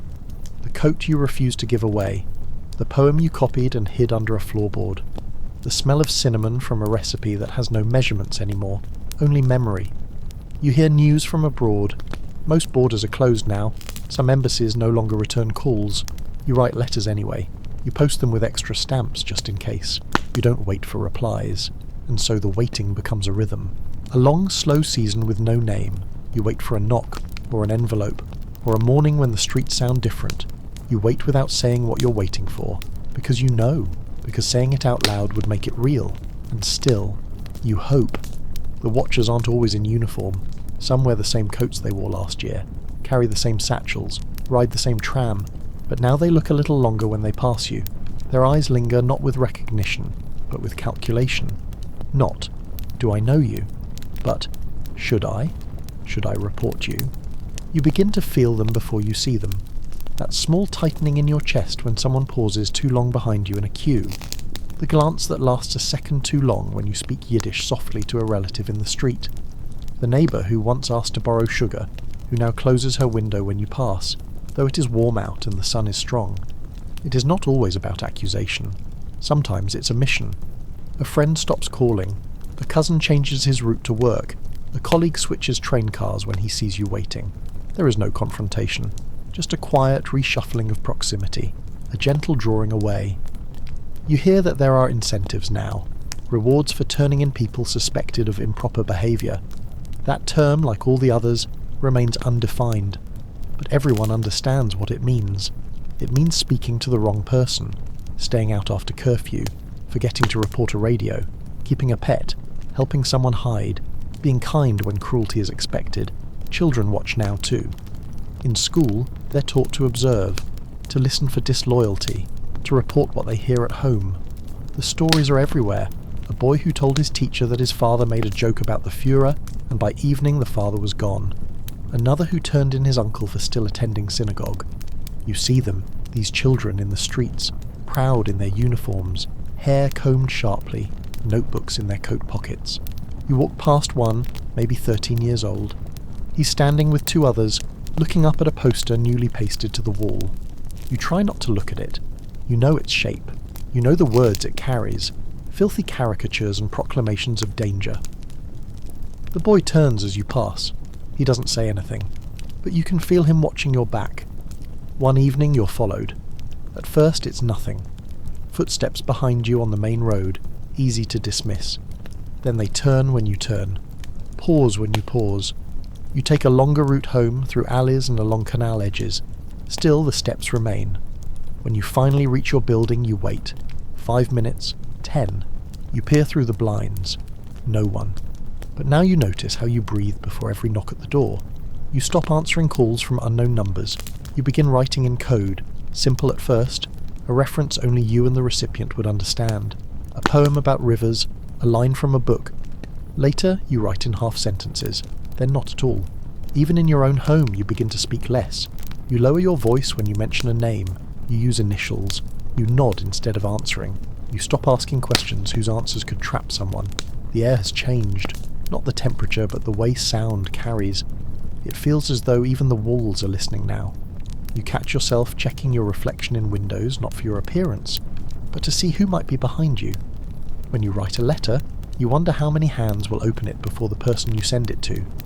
There are stories, quiet ones, passed carefully, that some of the watchers are themselves watched, that loyalty is measured by suspicion, that no one is safe, only temporarily unpunished. You hear of men who denounce their friends then disappear weeks later, of a woman who reported her neighbour for sheltering a rabbi, only to be accused of falsifying her ancestry. The watchers are not immune, but they are useful, for now. At your workplace, what remains of it, there is a new man assigned to observe. He does not say he is a watcher. He is there to assist. He walks between desks. He asks questions that sound like compliments. He watches your hands when you write. He watches who you speak to and how long. One day he tells you he used to be a teacher. You believe him. He still wears the voice of someone who once gave instructions to children. Softly, firmly, without pause. You meet a friend in the park in a corner far from benches or paths. She says nothing at first. Then finally, "They've installed a phone in my building. Just one, in the hallway. But I know it listens." You don't ask what she means. You know. She tells you she's stopped speaking above a whisper in her own kitchen. "Even the walls," she says. "Even the walls." You think back to the nights just after Kristallnacht, when fear came loudly, with boots and fire and glass. Now it comes differently, soft-footed, in the form of silence, of windows that never open, of eyes that don't meet yours. Survival becomes a game of invisibility. You learn to move without leaving a trace, to nod without speaking, to smile without warmth.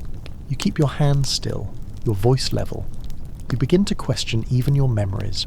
Were you really there? Did she really say that? Could you have misunderstood? Sometimes you catch yourself in the mirror and do not recognize the shape of your own face. It has changed, not in age, but in tension, in caution.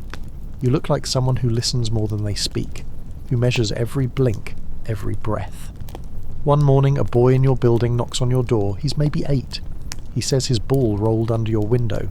He does not look afraid. He asks if he can get it. You say yes. He retrieves it and thanks you. As he turns to go, he says, "You shouldn't close your blinds all the time. That's what my father says. He says it looks suspicious." And then he leaves, smiling. You don't move for a long time after. You leave the blinds exactly where they are, because now you know. The watchers are everywhere, and they are learning to smile when they speak. There was a window once, a small one, narrow, and open for only a moment, but it was real. In those first months after Kristallnacht, when the smoke was still clearing and the broken shops still bore their wounds, there were countries, distant, cautious, who had not yet turned fully away. Their doors were not open, but they were not yet locked either. They required visas, affidavits, sponsors, proof of funds. You heard of people getting out, boarding trains to Lisbon, ships in Rotterdam, planes from Zurich. Names of cities became names of hope. You remember standing in a line outside a consulate in the snow, your fingers wrapped around a stack of papers, a letter from a cousin in Chicago, a bank statement, your school records, everything that could become a number on a form. There were at least 50 people in line. You waited for hours. You told yourself this was what hope looked like. Cold air and shuffling shoes and murmured prayers that the clerk inside would still be in a good mood. But the window was already closing. Countries changed their quotas. Some closed them entirely. The British issued white papers limiting Jewish immigration to Palestine. The Americans insisted on financial sponsors, employment guarantees, affidavits of support. But who would sign such a thing for a stranger in a time like this? You remember the letter your aunt received from her childhood friend in Canada. It was long, kind, apologetic. It ended with, "I'm so sorry, but I have a family to think of." In the cafes where you once heard music, you now heard the arithmetic of desperation. Who had a cousin in Sao Paulo? Who had a friend with influence in the Dutch Foreign Office? Who had heard the Dominican Republic was accepting families? Every rumour was dissected, turned over, clung to until the next one replaced it. Passports were the new currency. Not just real ones, but fakes too. Hand-altered, smuggled, passed quietly from one person to another. You heard of men who forged papers in exchange for jewellery, for paintings, for promises they never kept. Some were caught, some disappeared, some succeeded. But those stories were rare, passed in whispers like half-remembered dreams. You began to see the difference between the ones who had a chance and the ones who didn't. The wealthy, the connected, the lucky. A professor who had lectured abroad and used a single contact to reach the UK. A merchant who liquidated his stock early and fled with enough to start over in Shanghai. A violinist whose reputation opened doors in New York. But for most, it wasn't enough to be good or honest or desperate. You had to be chosen. You had to be stamped.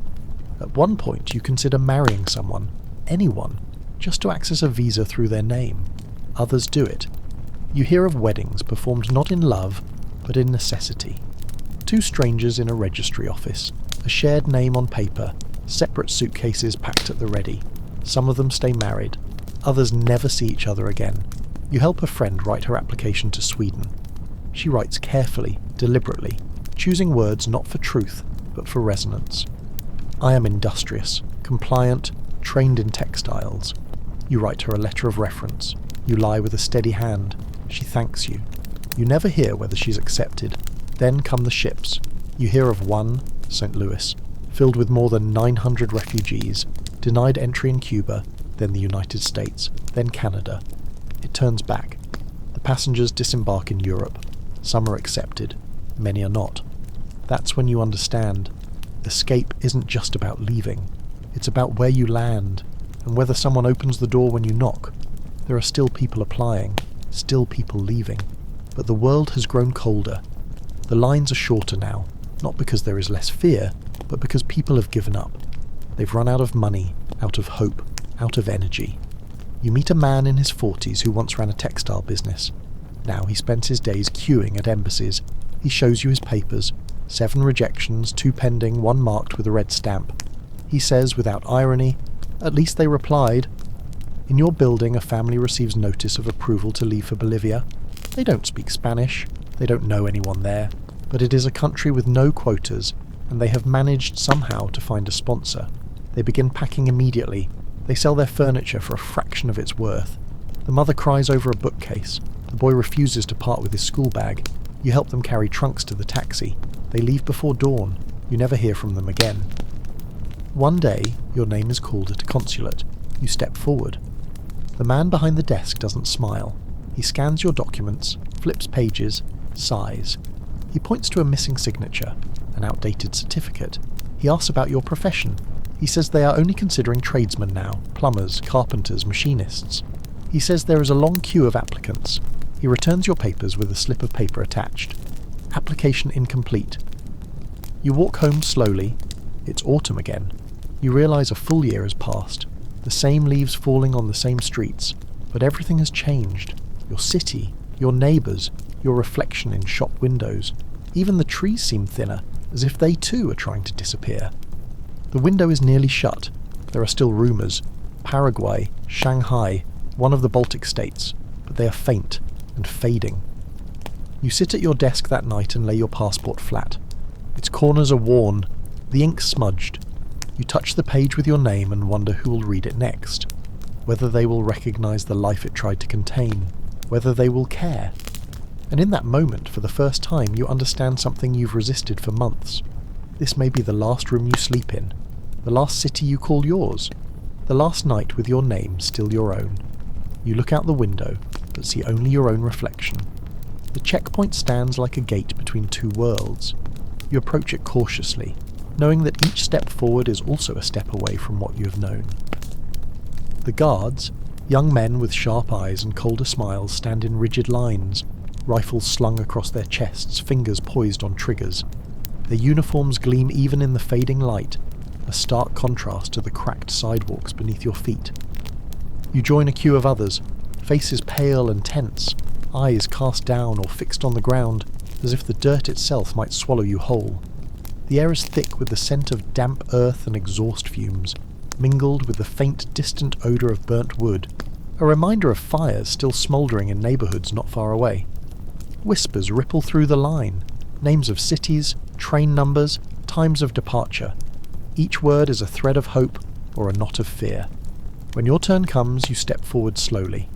Your papers are clutched tightly in your hand, worn from folding and unfolding. The officer glances at your documents, his expression unreadable. He taps the stamps with a heavy finger, then looks up, piercing into your eyes as if trying to read your soul. You stand still, barely breathing, feeling the weight of every second pressing down on you. Behind the checkpoint, the world shifts. The familiar streets give way to barbed wire fences, watchtowers, and patrols moving with mechanical precision.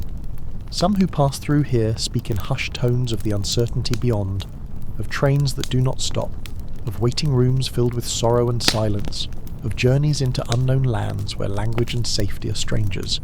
You are allowed to pass. For a moment, relief blossoms quietly within you, but it is tempered by the knowledge that this crossing is only the beginning. The road ahead will demand more vigilance, more courage, more resilience.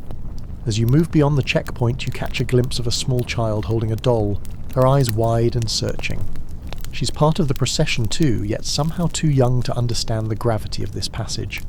You wonder what stories she will carry from this night, and whether the world she enters will be kinder than the one she leaves behind.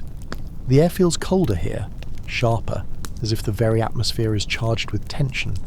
You adjust your coat around you, clutch your belongings a little tighter. The sound of boots echoes on the pavement, footsteps merging with distant murmurs, and the hum of engines preparing for departure. You think of home, the streets you walked just days ago, the windows you watched from, the faces now etched with absence. You carry them with you, folded carefully inside your heart. And though the path is uncertain, you take the next step forward. The train waits like a darkened beast, long and silent along the rain-slicked tracks. Its windows are smudged, the metal cold to the touch, reflecting the dim glow of lanterns flickering in the misty evening. You step forward slowly, clutching your small bag close to your side, the fabric worn and creased from many hands and many nights spent in restless worry. The platform is crowded, yet strangely still. Faces packed shoulder to shoulder, but voices muffled, words swallowed by the heavy air. Families huddle together, some holding children tight, others sharing whispered prayers or quiet tears. The murmurs speak of escape, of uncertain futures, of loved ones left behind, never forgotten, but perhaps unreachable now. The air carries the faint scent of coal smoke and damp earth, mingling with the sharper tang of metal and oil. You find a spot near a window, the cold glass pressing gently against your cheek as you look out onto the darkened city. The streets you have walked, the homes you have known, dissolve into shadows. The gas lamps flicker and die, one by one, like candles being snuffed out in a silent funeral. Somewhere in the distance a church bell tolls softly, its sound swallowed quickly by the night. The train's whistle pierces the stillness, a long, low cry that seems to stretch out into the darkness, an announcement of departure and farewell all at once. The engines rumble beneath your feet, a growing vibration that pulses through your bones. Slowly, inexorably, the train begins to move. As the city recedes, you focus on the small details you carry with you. A pressed flower tucked inside a notebook, a locket worn smooth from years of touching, a faded photograph folded carefully between your papers. These are fragments of a life now fragmented, memories folded into the motion of the train, carried away from the familiar and into the unknown. Outside the window, the countryside blurs into long streaks of dark green and brown. Trees loom like silent sentinels, their branches bare against the grey sky. The moon is hidden behind heavy clouds, leaving only the faint glow of stars, distant and cold. The rhythm of the wheels on the track becomes a steady heartbeat, a lullaby for the restless mind. Around you, the passengers settle into uneasy silence. Some close their eyes, seeking rest, while others gaze out, caught between hope and fear. The soft rustling of coats and the occasional whispered prayer become a quiet chorus beneath the steady clatter of the train. You let your hands fall into your lap, feeling the weight of your bag, the fabric of your clothes, the pulse of your own breath. The night stretches ahead, long, uncertain, filled with both promise and loss. And as the train carries you away, you carry with you the traces of all you have been and all you might yet become. The train slows, the wheels grinding softly against the rails as it pulls into a small, dimly lit station. Outside the window, the platform is nearly empty, save for a few scattered figures wrapped in threadbare coats. their faces obscured by scarves and hats pulled low. The air smells faintly of wet stone and wood smoke, a sharp contrast to the claustrophobic warmth inside the carriage. The lights flicker overhead, casting long shadows that stretch like fingers across the faces of those waiting. You notice how the silence here feels thicker, heavier, as if the station itself holds its breath. There is no bustle, no calls announcing arrivals or departures, only the distant creak of rusted metal and the soft murmur of a breeze threading through the cracks. Some passengers rise quietly, gathering their few belongings with trembling hands. They move toward the doors, stepping out into the cool night, their footsteps muffled by the gravel. The air outside is sharp, biting at exposed skin, and you pull your coat tighter, trying to hold on to the fleeting warmth. You step down onto the platform. The ground feels uneven beneath your feet, and the night air wraps around you like a shroud. You watch as others linger near the station building, faces turned toward the dim glow of a single lantern. Conversations are whispered, fragmented, talk of next trains, of visas pending, of rumours drifting like smoke from distant borders. The station seems a world apart from the life you left behind.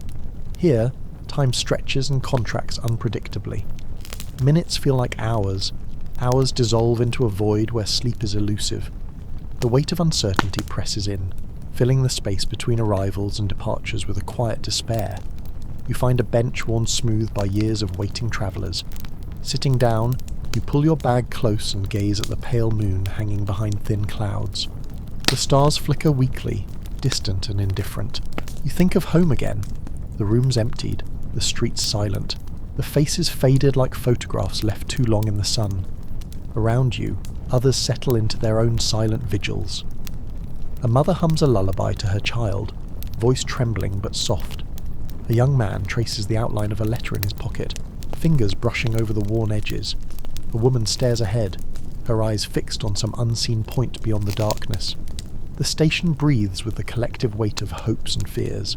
It is a place suspended between what was and what might be. And as the hours pass, the night deepens, wrapping you in its quiet embrace, the sound of distant engines a faint promise on the wind. The train moves forward again, its wheels humming a low, persistent rhythm beneath you, as if urging you onward through the shadowed night. Outside, the landscape is a blur of dark fields and low hills, swallowed by the dense fog that seems to stretch endlessly toward the horizon. Each mile travelled is a small victory, a step away from the danger behind and toward a future not yet shaped. Ahead lies a border, a line invisible to the eye but marked with the presence of guards, checkpoints, and the uncertain gaze of those who hold your fate. The air grows colder, sharper, as the train approaches this threshold. Passengers fall silent, senses sharpened by the weight of what might come. You feel it too, a tightening in the chest, a dry throat, the quiet hope tangled with the whisper of fear. At the border station, the train slows once more.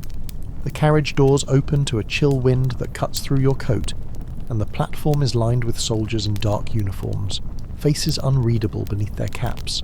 Their eyes scan each passenger, searching for discrepancies, papers that don't match faces, accents that betray origins, hearts beating too loudly with hope or dread. One by one, names are called. Passports are held up, inspected, sometimes scrutinized with a heavy finger tapping impatiently. A man near you is pulled aside, his papers questioned sharply. The murmurs ripple through the carriage like a sudden gust. You hold your breath as his fate hangs between the guard's clipped words. Your turn comes. Hands trembling slightly, you present your papers, trying to steady your voice. The officer flips through the pages with deliberate care, eyes meeting yours briefly. You detect no hostility, only the cold professionalism of one who has seen too many faces, heard too many stories. Then, after a long pause, a nod. You're allowed to pass. The train creaks forward, crossing the border as the first hints of dawn begin to bleed into the sky. The fog lifts slowly, revealing fields washed in soft pink light, a fragile promise of daybreak after a long, dark night. Inside the carriage, a collective exhale, subtle and shared. Some wipe tears from their eyes, others close them briefly, letting relief settle like a quiet balm. Yet the border is more than a line on a map. It is a threshold between worlds. You have left one behind, but the new one is not yet home. The road ahead remains uncertain, the future still cloaked in shadow. But for now, the crossing is a small, vital triumph. As the train moves away from the checkpoint, you lean against the window, watching the world slowly brighten. You hold close the fragile hope that in this new land, perhaps, there will be safety, peace, and the chance to rebuild what has been lost. The train slows as it nears the station, a modest cluster of buildings nestled amid rolling hills under a pale, overcast sky. The platform is unadorned, the paint peeling on wooden benches, the sign faded almost beyond recognition. The air smells faintly of damp earth and distant pine. Colder here, sharper against your skin. You step down carefully, your feet crunching on gravel, your breath visible in the chilly morning. This place is unfamiliar. Silent except for the soft murmur of a few waiting figures and the occasional call of a bird in the distance. You sense a quiet watchfulness in the eyes of the townsfolk, a careful calculation behind polite nods and curt greetings. Their faces bear the marks of hardship, their smiles hesitant, as if unsure how to meet strangers who carry with them the weight of exile. You move slowly through the streets, clutching your few belongings, feeling the fragile barrier between your past and this new existence. The language feels strange on your tongue, the customs different, the rhythm of daily life measured in unfamiliar beats.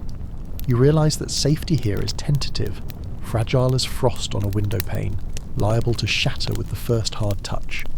You find lodging in a small, cramped room beneath a sagging roof. The walls are thin.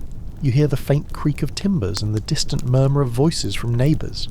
The bed is narrow, the sheets worn, but it is a place to rest, a shelter from the cold night. You sit quietly, tracing the grain of the wooden table, feeling the slow, steady pulse of survival beneath your fingers. Outside, the shadows lengthen as dusk approaches, curling around the village like silent sentinels.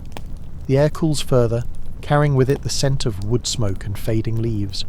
You watch from the window as people close shutters and draw curtains, as the streets empty and quiet returns. You think of those left behind, in cities where glass still lies broken on the pavements, where fear still coils tightly in every corner. You wonder if they sleep, if they remember, if they dream of escape like you once did. Here, in this new land, there is no grand welcome, no parade of hope. There is only the slow, steady work of rebuilding, of weaving a fragile life from threads worn thin by loss and uncertainty. And as night falls, you realize that the greatest journey is not the crossing of borders, but the carrying of memory and hope into the silence that follows. The room remains unchanged for days, its modest furniture arranged with quiet care, its walls bare but for a small window that lets in the pale light of each new dawn. Yet something shifts within you as time passes. At first, it is subtle, a flicker of thought during morning silence, a name recalled while folding worn clothes, a face returning, unbidden, in the moments before sleep. The past, once pressed down under the urgency of escape, now rises gently to the surface, persistent and soft like a breeze through an open door. You find yourself remembering your father's handwriting, the careful way he formed each letter in his journal, now tucked at the bottom of your bag, wrapped in a scarf to protect it. The journal smells faintly of tobacco and old paper, the ink slightly smudged where time or tears may have touched it.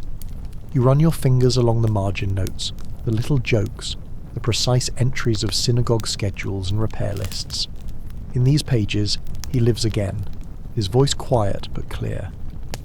Other memories surface with equal clarity.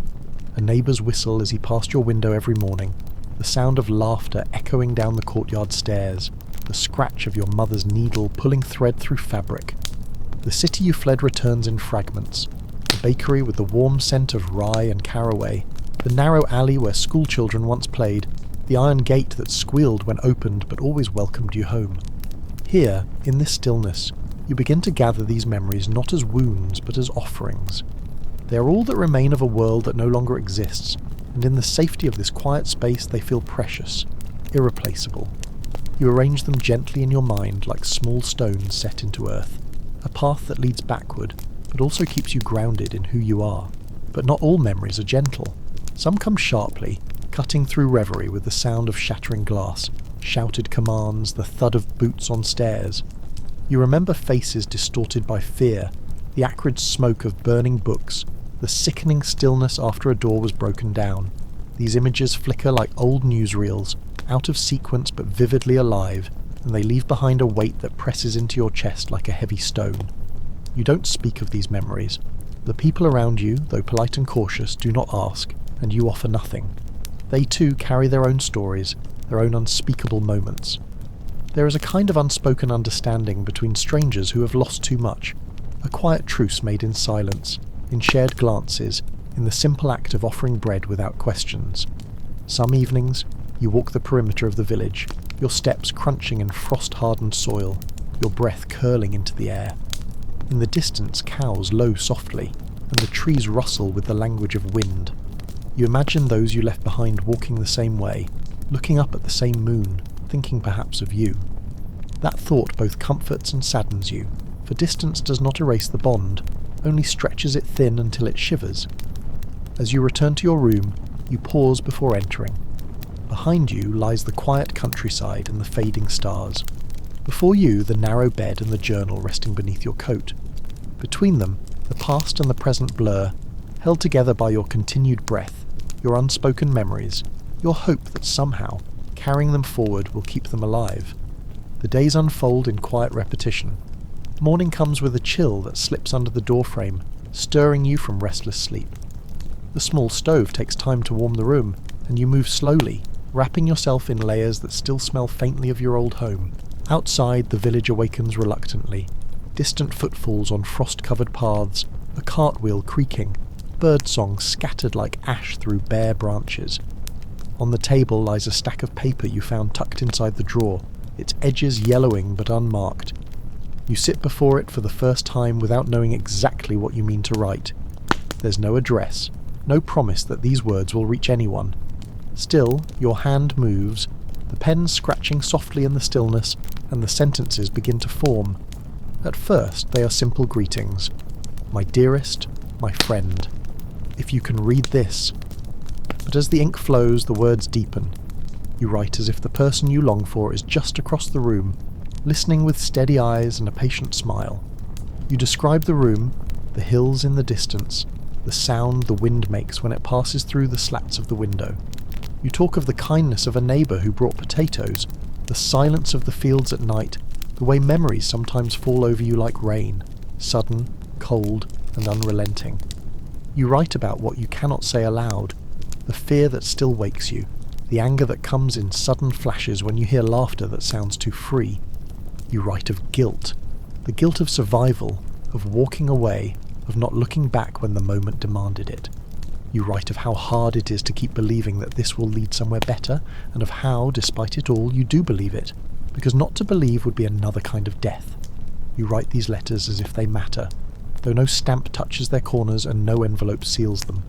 You tuck them carefully between the pages of your father's journal, placing each one like a stone on a grave, an act of memory, of reverence, of quiet defiance. You imagine someone someday finding them and knowing that you lived, that you felt, that you remembered. One evening a knock sounds at the door. It's the postman, pale and worn, holding a bundle of envelopes meant for others. He looks at you for a moment longer than necessary, as if wondering what news he could possibly bring to a person like you. He doesn't ask your name, he simply nods and leaves. You sit with your letters late into the night, candles flickering low, shadows dancing along the walls. Outside, frost thickens on the window pane, and the village sinks into another long silence. You press the last page flat, fold it carefully and whisper the name of the one you lost as you slide it into the journal. You know they will never read these words, and yet writing them matters. It's a way of keeping them near, of refusing to forget, of resisting the slow erasure that fear and time threaten to impose. You rise, tuck the journal away again, and sit quietly as the candle gutters. In the dark the letters remain, unread, unsent, but alive, just like the memories they hold. The winter has deepened. The days are short, the light pale and fleeting, like a match struck in a wind. Most of the village remains tucked away behind shutters and smoke. A dusting of snow now coats the roofs, softening the sharp lines of the houses, blurring paths you've walked so often you could trace them in your sleep. Yet even here, in this quiet place, there is a weight to the stillness. not just from the cold, but from everything that is left unspoken. The silence between people has grown. It's not unfriendly, just careful. A nod in the street, a passing glance, sometimes a loaf of bread left quietly outside a door. There are no questions. No one asks where you came from, or why you sleep with your coat still buttoned, or why your eyes always scan the horizon before you enter a room. There is an understanding, not of what you carry, but of the fact that you carry it. And that, for now, is enough. In your small room, the silence has taken on a shape. It's in the space between the ticking of the clock and the slow drip of melted snow from the roof. It sits with you when you peel potatoes, when you fold your clothes, when you stare at your reflection in the window and don't quite recognise what you see. You've begun to notice that silence doesn't mean absence. It holds things. It holds memories, grief, even kindness. Sometimes it holds fear too. The nights are the longest. You wake often, not with dreams, but with the feeling that something is missing, though you can't name it. You lie still, your hand resting on the blanket as if holding it down keeps the past from rising. There's a clock tower nearby, and every hour it strikes, hollow and slow, reminding you that time is still moving even when you feel stopped. During the day, you walk. You've found a narrow trail along the ridge behind the village. It leads into a small stand of birch trees, bare and white like bones. There the wind sings between the branches, a thin, high song that sounds sometimes like voices, sometimes like nothing at all. You go there often now, not for answers, but to hear the quiet in a place where it isn't empty. Nature doesn't question, doesn't press. It accepts, even loss.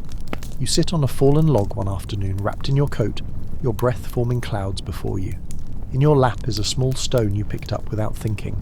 You turn it over in your hands, feeling its weight, its smoothness, the way it seems to have been shaped over years of weather and time.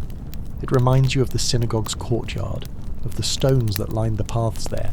You wonder if the courtyard still stands, if the wind still moves the leaves there in the same quiet spirals, or if the silence there now is of another kind. You do not cry. You haven't in some time, not because the sorrow has gone, but because it has become part of the silence too. A thread woven so deeply into your days that to speak it aloud might cause the whole fragile structure to come undone. And yet there is strength in that silence, a quiet resolve. You feel it growing somewhere inside you, not loud, not bright, but steady. You cannot go back. You will never unsee what you've seen, never unlive what you've lived. But you can remember. You can bear witness, even if no one asks you to speak. You rise, slip the stone into your pocket, and begin the walk back toward the village. The trail is dark now, but familiar. Snow crunches beneath your boots. Your breath is steady. The wind follows behind you, carrying the quiet, wrapping it around your shoulders like a shawl. You return from your walk later than usual. The path was harder to follow in the dusk, and snow had started to fall again. Not heavy, but persistent. Soft flakes gathering along your collar and eyelashes, turning the landscape into a quiet monochrome. When you reach your lodging, the windows are already dark, the village steeped in its habitual hush. The oil lamp on your table flickers weakly, casting a golden glow over the pages of the journal and the few items you possess. Then, a knock. Not loud, hesitant. You pause before answering, uncertain. The people here rarely come unannounced. You open the door to find a woman standing there, older, wrapped in a heavy shawl, her cheeks pink from the cold. Her eyes meet yours only briefly before she looks past you, into the dim interior of your room. In her hands she holds a small cloth bundle. She doesn't explain. She only nods once, presses the bundle into your hands and murmurs something simple. Warmth for tonight. Before turning and walking back into the snow, her form quickly dissolving into the dimness. You stand in the doorway for a long moment, holding the warmth she left behind. Inside the bundle, a piece of dark bread, slightly stale but generous, a tin mug filled with something that smells of cloves and black tea, and a pair of woolen gloves clearly mended but made with care. There is nothing else, no note, no name, no obligation. You sit at the table and eat slowly, the bread coarse but filling. The tea, even lukewarm, settles your chest, and you hold the mug for longer than necessary, letting its faint heat seep into your palms. The gloves rest beside you, and though you do not put them on, you run your fingers across the stitching, marvelling at the quiet effort they represent. You never asked for help. In fact, you've made it a point to remain invisible, thankful for solitude, wary of charity. But this was not charity. This was a gesture offered in silence, without expectation. It unsettles something in you, some carefully bricked-in space that's been closed for too long. Later that week it happens again. A jar of preserved beets left outside your door, no label, no name. Then a few pieces of firewood stacked near the stoop. A spool of thread and a needle left on your windowsill. Not every day, not predictably. Just enough to remind you that someone, perhaps more than one someone, has noticed that you are here. You begin to look for them, not openly, but with the curiosity of someone trying to identify a soft voice in a crowded room. At the well, at the market, at the churchyard gate, you see the same woman sometimes, never speaking, never lingering. Once, your eyes meet again. This time she doesn't look away. You nod. She nods back. It is nothing, and it is everything. You begin to offer small things in return. A mended hinge on her gate. A bundle of kindling left discreetly behind her door. When you pass her in the road, you lift your hand in greeting. She returns the gesture. No words pass between you. None are needed. In this slow and careful exchange, something softens. Not the pain. That stays. But the edges of it become less sharp, less solitary. There is something about shared silence that makes it easier to carry. That night, before sleep, you write in your father's journal. Not a letter this time, not a memory, just a sentence. Someone sees me. You underline it, not for emphasis, but for comfort. The lamp burns low. The snow continues to fall, and in the quiet that has become your constant companion, a new sound enters. Not loud, not sudden. Just the faint crackling of connection, like dry branches catching fire, slow and steady, refusing to be extinguished. It happens one morning, long after the snow has turned to slush and the paths to the market are slick with mud. You're sorting through your journal, tucking loose pages back between covers, when a slip of paper falls to the floor. Not part of your letters, not your father's writing. It's an old list scrawled in your own hand. A list of names. They come back to you slowly, these names. Each one once connected to a face, a laugh, a voice. Some belong to children who once played with marbles in the street outside your flat. Some were elders, slow-moving and wise, who offered their blessings over challah and wine. Some were shopkeepers, neighbours, teachers. You had written them down, perhaps without knowing why, sometime before you left. A last tether, a preservation. You read them aloud, quietly, one by one. Sarah, Eli, Mrs. Brenner, Lotta, Avram, Daniel, Miriam, Jacob, little Tomasz with the crooked smile, the cantor with the burnished voice, the woman who always gave away too many apples, the man who painted signs by hand. As you speak them, you feel each name settle in the room around you. They fill the silence like steam, curling into the corners, clinging to the walls. For a long time you sit with them, letting them breathe. You close your eyes and try to conjure their faces, not as you last saw them, not amid panic or fire, but how they were before. Laughing, carrying parcels home, lighting candles on Friday evening, arguing good-naturedly over which baker had the better rye. You remember the moment you realised you couldn't carry all of them with you. It was on the train, or maybe the station platform, your mind foggy from exhaustion. You'd held tight to their memory at first, repeating names like prayers. But as days passed, fear demanded space. Some names faded, others you buried, too painful to hold. Now, you feel the absence of those you forgot. It's a strange grief, to mourn not only people, but your forgetting of them. To feel guilt for memory lost. But there is grace too in remembering again, even if only for a moment. You begin to rewrite the list slowly and carefully, adding names you thought you'd forgotten, leaving space for the ones that may return in dreams or in sudden flashes of scent or sound. You keep the list on your table for several days, reading it each night before bed. Eventually you make a decision. You walk to the edge of the village near the birch grove. There, you gather small stones from the earth, smooth and cold in your hands. For each name, one stone. You place them gently in a circle, naming them aloud again. It's not a grave. It's not even a memorial in any official sense, but it is a place, a marker, proof that someone still remembers. A week later you return and find another stone has been added. You do not know by whom. There is no note, no trace. Just the weight of one more remembered soul. You begin to share the names quietly, subtly, with the woman who brings the bundles. She listens without interrupting. Once you ask if she remembers anyone lost. She nods. She does not give names, only says, "Yes, I do." The two of you walk in silence. It is enough. That night your sleep is deeper than it has been in weeks. Not peaceful exactly, but anchored, as if the names have woven a net beneath you, holding you in place, reminding you of the world that was, of the people who lived, who laughed, who mattered. They still matter. It isn't the fire you remember most, not the heat or even the light. It's the silence that followed, the unnatural stillness of streets that should have been filled with sound. The quiet after glass had stopped falling, after doors had been torn from hinges, after the last of the torches had guttered and the uniforms had disappeared into the night.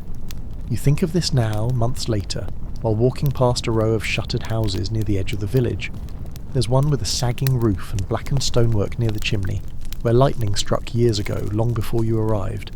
It isn't fire damaged now, but something about it reminds you of that night. Not because it burned, but because it looks like it was meant to burn and somehow didn't. A place that still waits for fire. That's how it is sometimes. The fire leaves no visible scar, and yet it lingers. In the dust, in the cracks, in the spaces people no longer speak of. You begin noticing the same thing in other places. A drawer that doesn't open fully anymore, a gate that no one repairs, a row of books in the village library that ends too soon, where something was once removed but never replaced.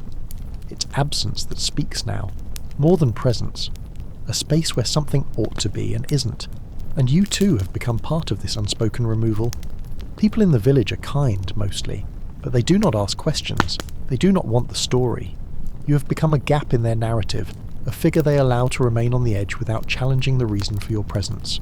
They accept you, but carefully, quietly, without language. Once, you try. You mention what happened, not even the full story, just a piece of it. A name, a shop destroyed, a synagogue reduced to rubble. The man across the table goes still. He nods, slowly, but says nothing. The conversation ends there, adrift. Later, someone leaves a candle outside your door, unscented, plain. You light it that night, though it offers little warmth. The flame flickers gently, as if uncertain whether it wants to stay. You watch it for hours. It is like that flame still lives in you, not visible, not smoking, but present. A fire without smoke, a fire without heat, only the memory of having burned. In your journal you write, "There is no rebuilding yet. There is only clearing the ash." And that feels true. You're not yet rebuilding.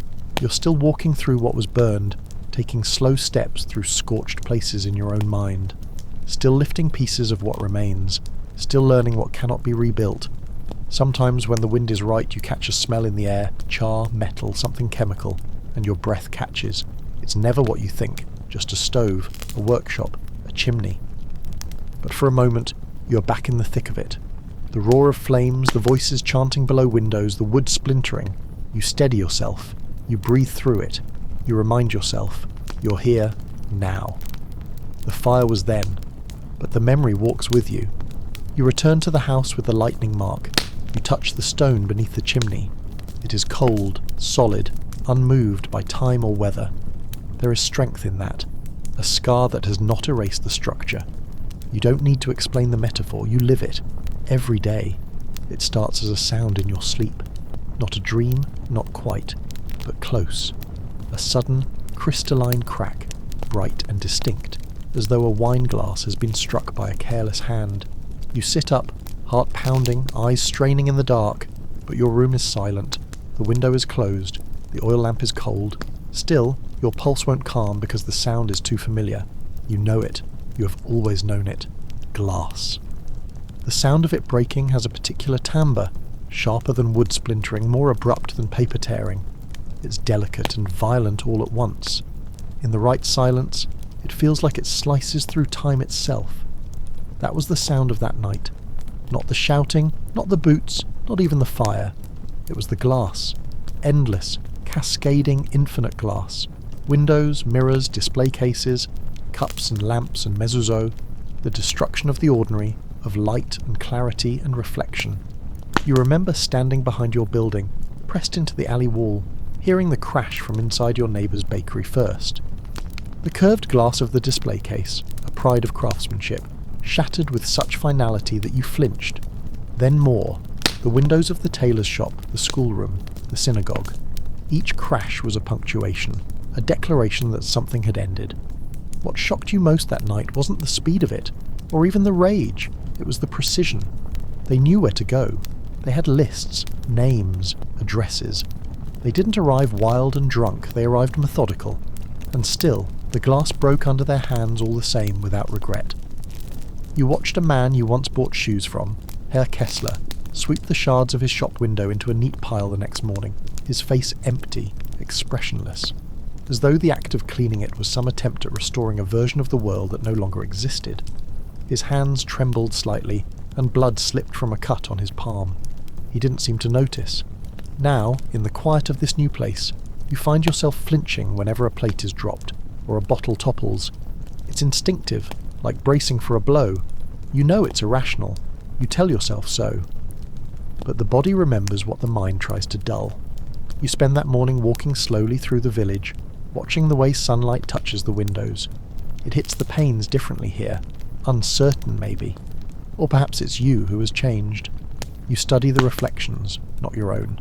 You look for distortions in the glass, imperfections, anything to prove it isn't invincible. You pause outside the chapel. Its stained glass windows are high, untouched, glowing faintly with blue and red hues. You wonder how many have prayed beneath them, and how few noticed that their safety was never in the beauty of the glass, but in the fact that no one came for it. Later, you sit at your desk and trace the edges of a shard you've kept since that night. Just one. Slipped into your coat pocket before you fled without thinking. You've never dared to throw it away. It's wrapped in cloth, dulled at the tip now, but still clear, still cruel in the right light. You wonder whose window it once was. You press it against a page of your journal, not hard, just enough to leave a faint impression, not to draw blood, just to remember. Glass, you realise, was not just a casualty that night. It was a symbol of transparency, of visibility, of fragility. They didn't only want to destroy things, they wanted to remind you that you were seen, and that being seen was now dangerous. You fold the cloth back around the shard and place it inside a drawer. It's not a relic, not quite a keepsake, but it is part of the story. And you, after all, are the only one left to tell it. You begin noticing the spaces more than the structures, the gaps, the alleys, the places where walls used to meet but no longer do. In the village, between older buildings, there are narrow cuts through which wind passes unimpeded. You stop at one of them one morning, just wide enough for a person, too deliberate to be an accident. It had once been a house, or a shop. The foundation stones remain, uneven, moss-covered, half swallowed by soil and time, but the walls are gone. Nothing above the waist, nothing overhead, just sky. You step inside. The ground is firm, but hollow feeling beneath your boots, as if it still remembers footsteps and furniture and warmth. And then, just there, in the back corner, half sunk in soil, you see it. The outline of a tile floor, blue and white, a pattern of stars, faded, chipped, but unmistakably human in its intention. A home. It was a home. You crouch and touch the tile, brushing away dirt with your sleeve. The pattern is familiar, not because you've seen it before, but because it speaks the same language as all forgotten places.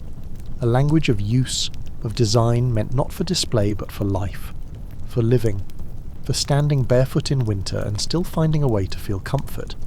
This space once held voices, arguments, laughter. You imagine them, not as ghosts but as real people. Someone preparing bread on a wooden table, children whispering about something they shouldn't have touched. A grandfather humming a tune that no one else remembers the name of. A woman, perhaps, who once stood here in this very spot drying her hands on her apron, glancing toward the doorway, waiting for someone who never came home. You close your eyes, let them breathe through you, not to haunt you, but to remind you that this absence is not empty, that it contains everything. Back in your lodging, you find yourself pacing. You draw the tile pattern in your notebook.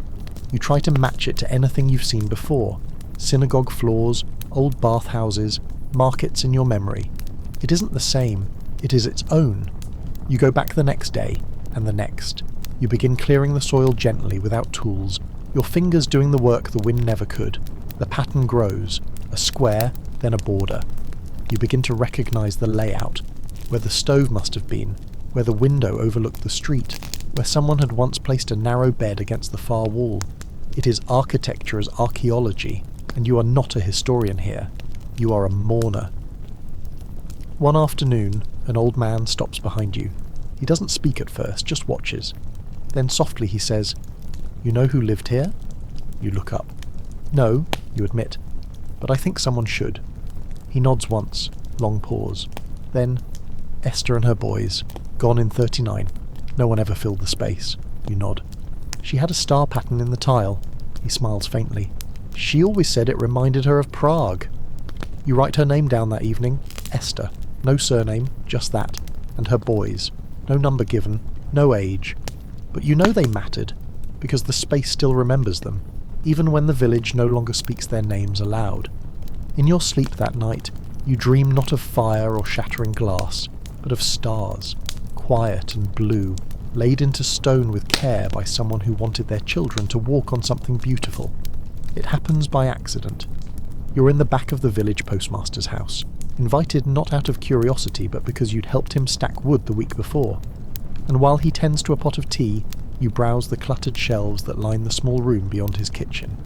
A narrow, crooked door stands slightly ajar, and behind it, a wall of old postal crates, wrapped in twine, bound in dust. "You can look," he says from the other room, not unkindly, "but nothing in there's been touched since the last war. Letters gone astray, families gone missing. You'll only find sadness."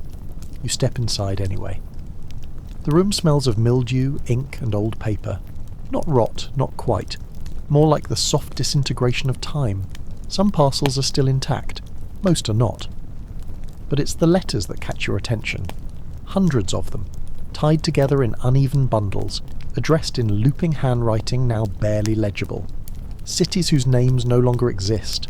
Senders who never received replies. You don't expect to find anything familiar. You're not even sure what draws you to a particular bundle. Brown paper, fraying string, initials stamped on the outer envelope. But something in the slant of the handwriting stirs a breath in your chest. You untie it carefully. The first letter begins plainly. "Liebe Tante Anna," it says. "We are well. Samuel is walking now." He holds a spoon in his fist like it is a sword and laughs as if the world is still good. The handwriting is delicate, precise. The German is formal, almost poetic. You can hear the voice of the woman who wrote it, restrained but hopeful. She describes her apartment, the prices in the market, the coat she patched for her husband. She does not mention fear. The date is October 1938. The letter was never sent. You read the second, and the third. Each one is like a breath held too long. The tone shifts gradually. By November, she writes less about Samuel, more about the tension, the closed shop fronts, the broken glass still crunching underfoot a week later. She writes of her husband hiding the menorah in a drawer, of a cousin who has gone missing, of whispers about permits and quotas and lists. And still she signs each letter with a flourish. Mit Liebe, Deine Clara. You hold her name in your mouth. Clara. Not a name you know, not a face you can conjure. But her voice is clear, her urgency unshakable. You turn to the postmaster. "Why weren't these delivered?" He shrugs, tired. Some addresses were banned. Some postmen were afraid. Some towns no longer wanted to receive mail from Jews. And sometimes no one was left to deliver them to. You ask if you can keep the bundle. He nods without question. Better in hands that remember than in boxes that forget. That night by lamplight you read the rest. The final letter is unfinished. Only half a page. We're trying to leave. The lines are long. I don't know if this will reach you. Then nothing. Just a line where a sentence must have begun. The ink trails off as if her hand was pulled away. You sleep with the pages near your bed. Not out of sentimentality, but because her voice, though severed, still deserves company. Later that week, you begin copying her words into your journal. Not to claim them, not even to preserve them, but to continue them. To say, she was, she wrote, she tried. You wonder how many others wrote letters that were never sent, words meant for safe hands, kind hands, never to arrive, and what it means now to receive them too late, whether memory delayed is still memory at all, or whether it becomes something else, echo, wound, quiet testimony. You sign your journal entry with her name, not to pretend, but to say, she's still speaking.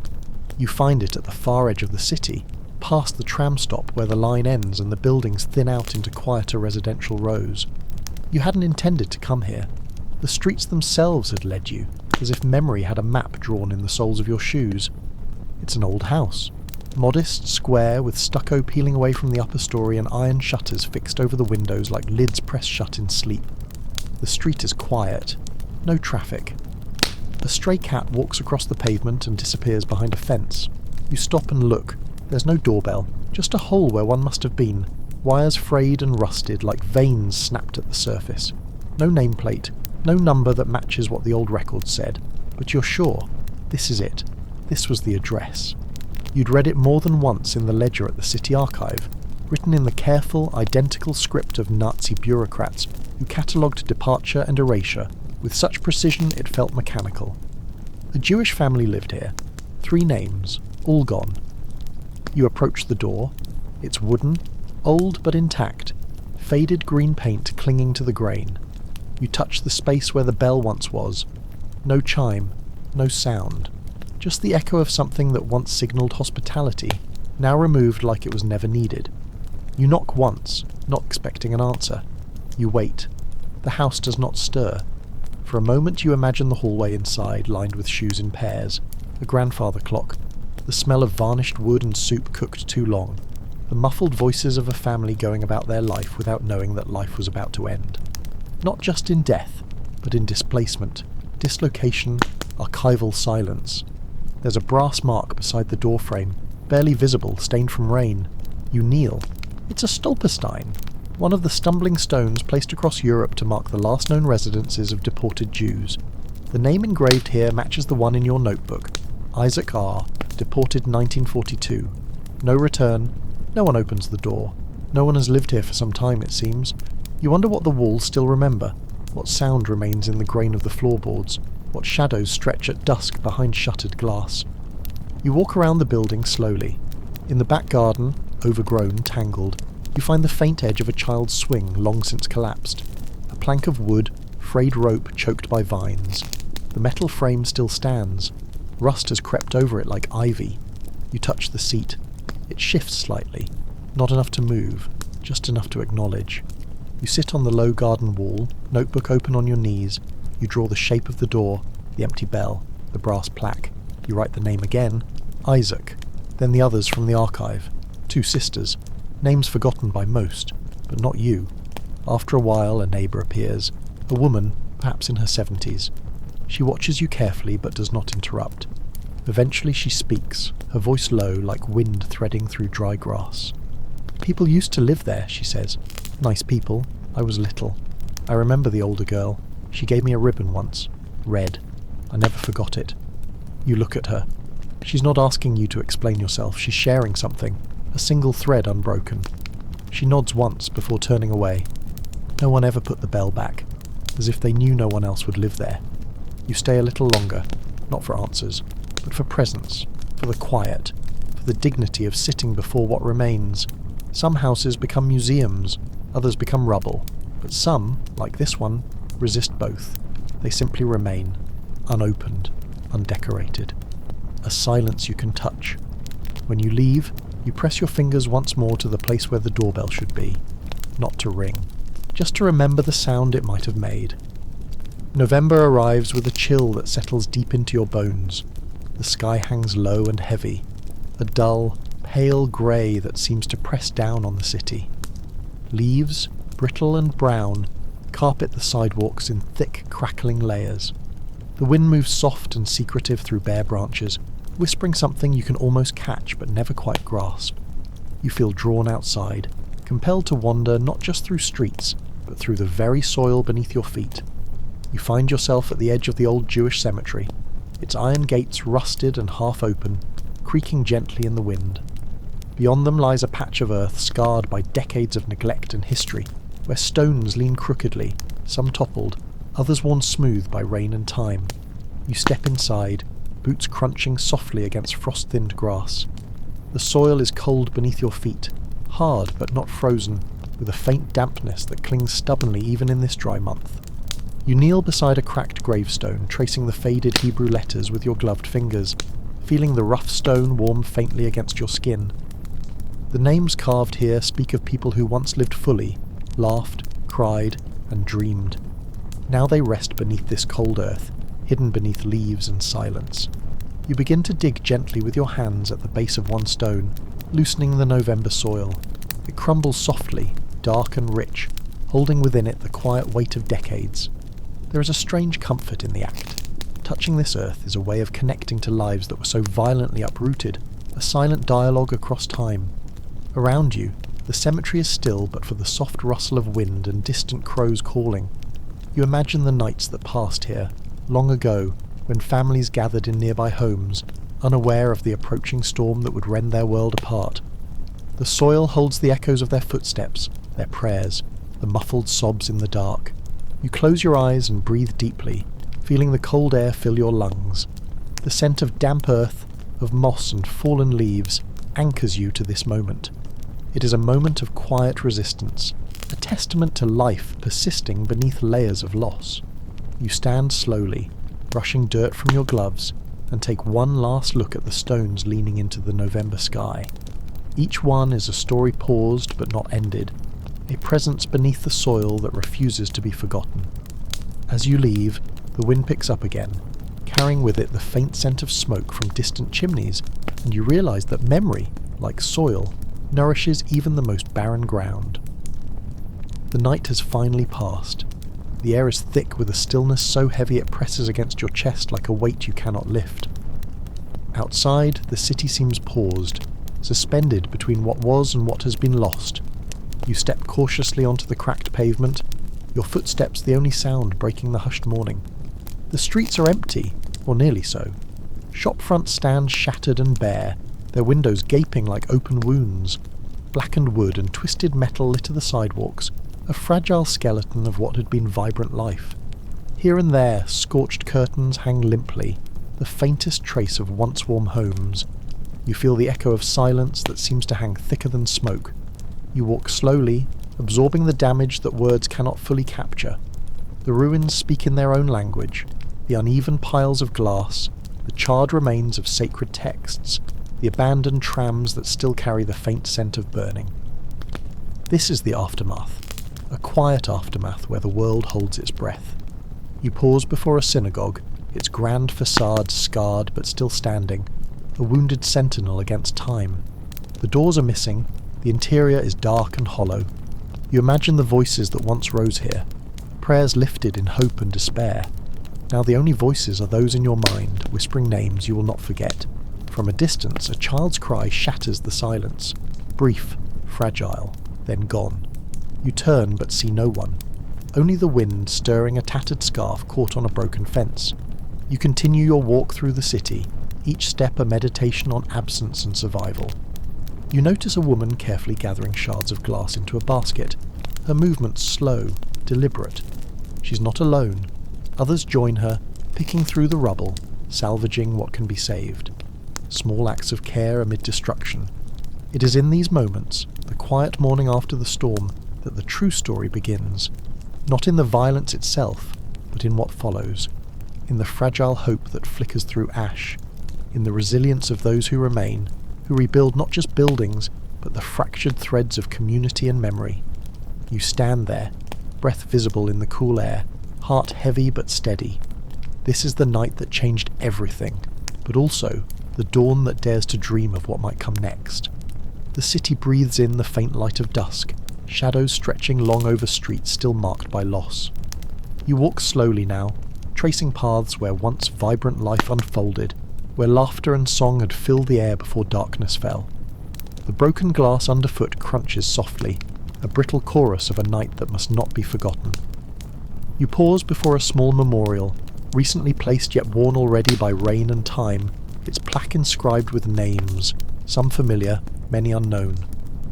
It stands as a quiet sentinel, a place where the past is held gently, not as a burden, but as a reminder. The ashes of what was once whole have settled, but their echoes ripple still, carried in stories whispered between generations. In this space, memory is not static. It moves with you, like the wind threading through the trees, like the flicker of candlelight in a darkened room.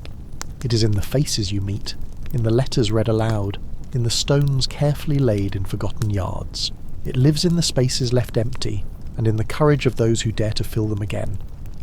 You close your eyes briefly and imagine the night of broken glass, the shattering, the fear, the silence that followed, but also the resilience, the small acts of kindness, the secret prayers, the courage to witness and remember. These echoes and ashes form the threads of a tapestry still being woven, fragile yet unbroken. As you step away from the memorial, the city around you begins to hum quietly with life once more. The sun dips lower, casting a gentle glow over rooftops and windows. Somewhere nearby, a child laughs, a clear, bright sound that seems to hold the promise of dawn. You carry the night with you, not as a weight, but as a light, soft and steady. A quiet guardian of stories, of voices that refuse to be silenced, and as you walk into the evening, the world holds its breath, listening. Thank you for following this journey through a night marked by pain and resilience. As the echoes of history settle softly around us, may we carry their stories with quiet reverence and gentle strength. Wherever you are right now, may you find comfort in the stillness and peace in remembering. Now get cozy, let your body relax and allow your mind to drift gently into restful sleep. Breathe slowly and deeply. Feel the calm wash over you like a quiet tide. Tomorrow is waiting with new light, but for now, rest well. Good night.